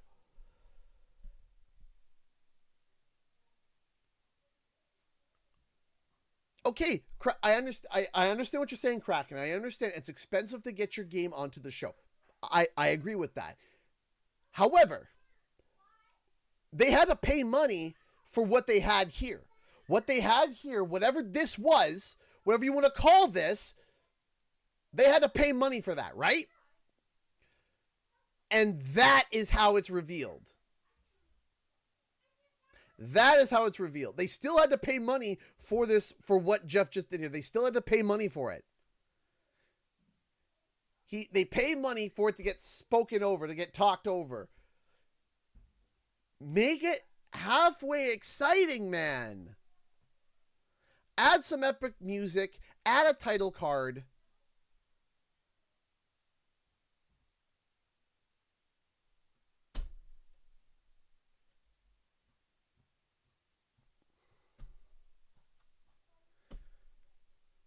Like,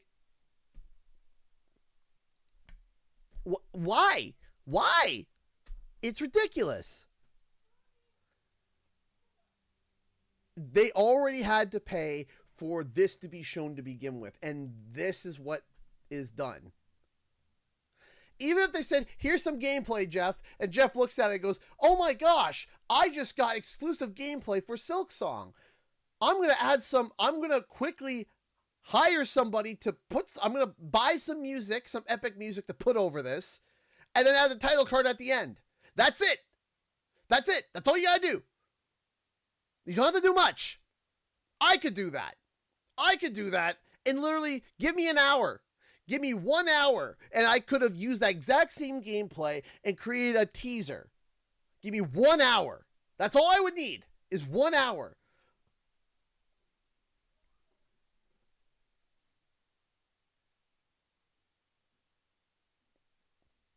Unbelievable. Unbelievable. It's Silksong, man. It's Silksong. And that's how you treat it? Come on. Come on, man. That's nuts. That's nuts. I don't like it. That makes me mad. It makes me mad. People can come at me and be like, "Oh, no." It makes me mad. If I had the most, listen. If I was Jeff, let me say this. I'll go a step further. If I was Jeff Keighley, and I found out that there was Silksong gameplay that I could get access to, and I said, "Hey, we don't really want to pay," I would say, "Don't worry about it. It's Silksong. It's Silksong. Sure. Right?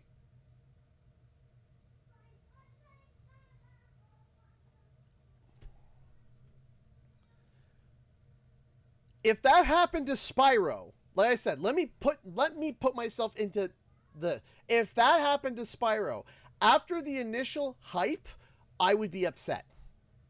Because I would be like, what on earth? What on earth is that? Are you kidding me? Are you serious? This is how the game that we've been waiting for all these years gets announced?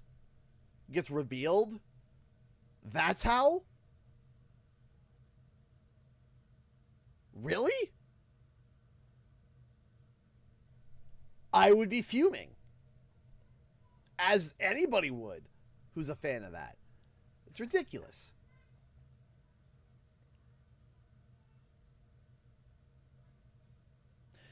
They clearly had no respect for it to begin with the stunt last time. I'm sure Jeff never have put that brain. Yeah, especially.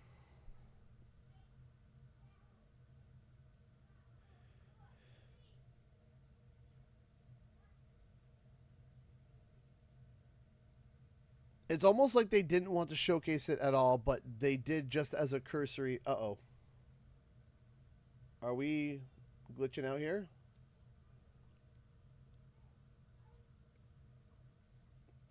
It's almost like they didn't want to showcase it at all, but just did as a cursory apology for the Deadpool thing or something.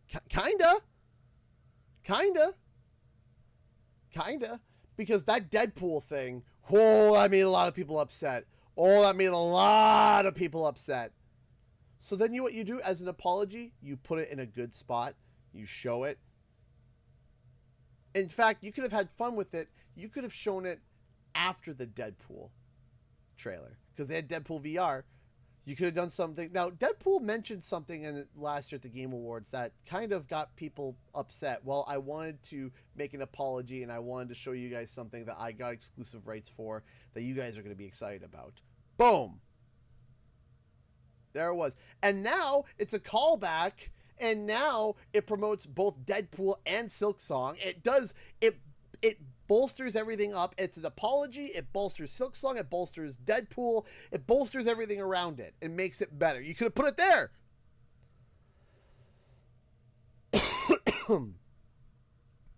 Anyway, that wasn't fun. So anyways, I'm going to leave the stream open for another 10-15 minutes. Let me know if you guys got any questions. Any questions, anything at all, let me know, and I will try my best to answer them. Notifications should be back on, by the way, so if you fire a donation through, it should turn on, I think. Hopefully. If it doesn't, I can definitely still pay more attention than before. Because now the show is over.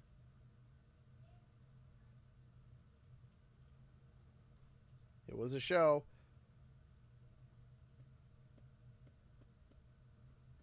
That's okay, Insomnia Aaron. That's all right.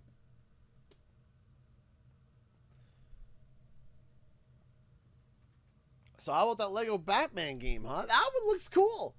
That one genuinely looks cool. Again, as I say, there were a lot of really good projects that looked fun, and yet paced horribly.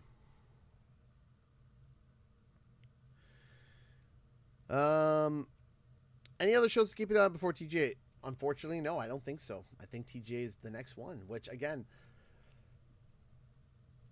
Oh yeah, we also have Summer Game Fest. That's right. How could I forget? So you have 3 Jeff shows. You have the Game Awards, the Summer Game Fest, and then Gamescom. Jeff, and Jeff. Jeff pacing all around. Never watch Jeff ever again. You have to. What else are you going to watch? What other game shows are going to be? Do you think people are going to riot with how Jeff is doing these shows injustice? Probably not. Probably not. Only a nerd like me. Only a nerd like me. And some of you as well. I mean, if you don't associate with that, I apologize. But only a nerd like me pays attention to the pacing and pays attention to the stuff. Some people just will watch the after highlights, say neat, and they're fine with it, right? Or they just check out the because at the end of the day, it's just a showcase, right? At the end of the day, it's just a showcase. But also, there's a way to present the information, and it is very boring at times and very sloppy. But maybe people will. We got Bubsy 4 before GT. Yeah, that's wild. Bubsy 4D. That was... I have thoughts on it. Also, somebody did kind low-key tip me off about it, but it was very but I wasn't, not that I didn't believe them, but they didn't give many details, but they said, I think Bubsy's going to be making some sort of comeback. I said, oh, like a collection or something? They said, something. And this was in May. It was a slight tip off, but I was just like, okay, there's not a lot of information. I didn't expect it to be Bubsy 4D. I expected some sort of collection or some sort of remaster or something or other. But no, I didn't expect Bubsy 4D. I didn't expect that. I was just tipped off of something's coming. I'm like, oh, what, like a collection or something? It's something. I was like, okay. It was just in passing. I was like, all right, whatever. I expected it to be Bubsy 4D. Will you be playing Pac-Man 2 on the channel? Perhaps. If people are interested, I will. We truly buzzed with career rise this morning. This felt like a fall from grace. You're riding high, then riding low. Real low. We're hitting the ground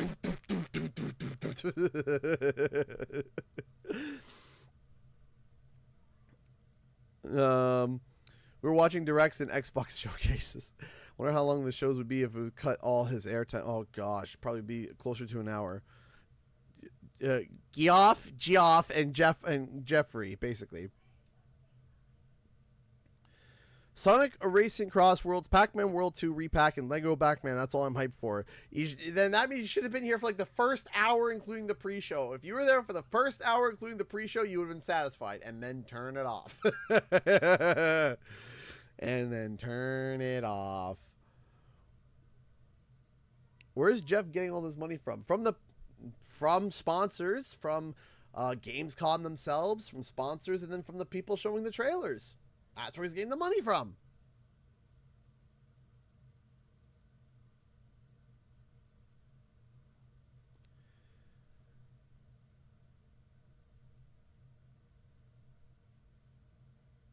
Sakurai needs to announce all these shows from now on. Yeah, just get Sakurai out here. All right, I got 5 more minutes before I'm going to sign off. I'm getting mad. I'm getting mad. This is silly. Absolutely silly. What absolute just... Ugh. It really is frustrating, man.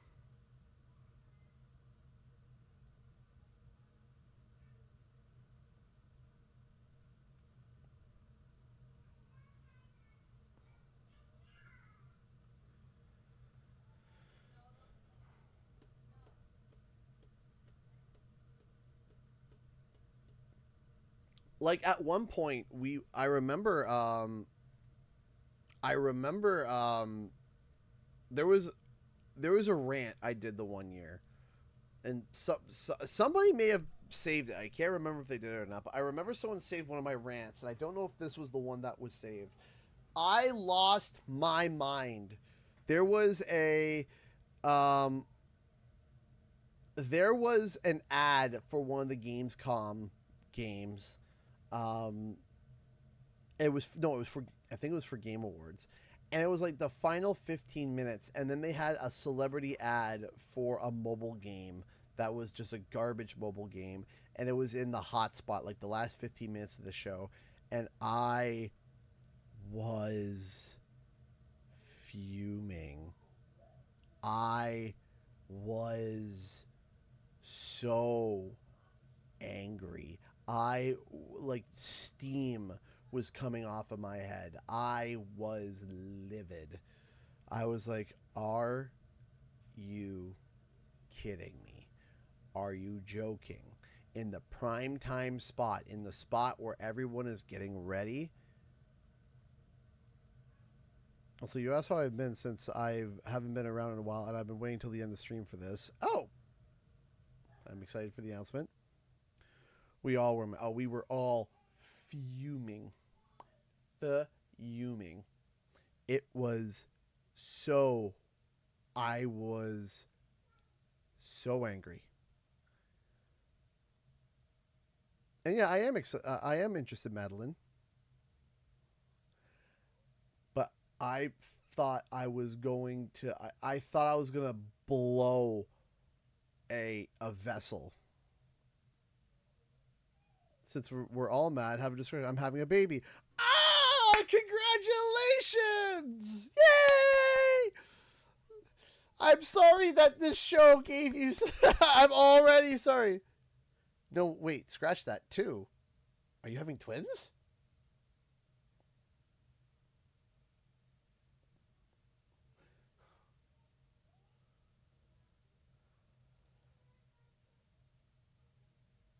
I'm sorry that you're having twins. Oh, congratulations! Oh my gosh, that's a lot.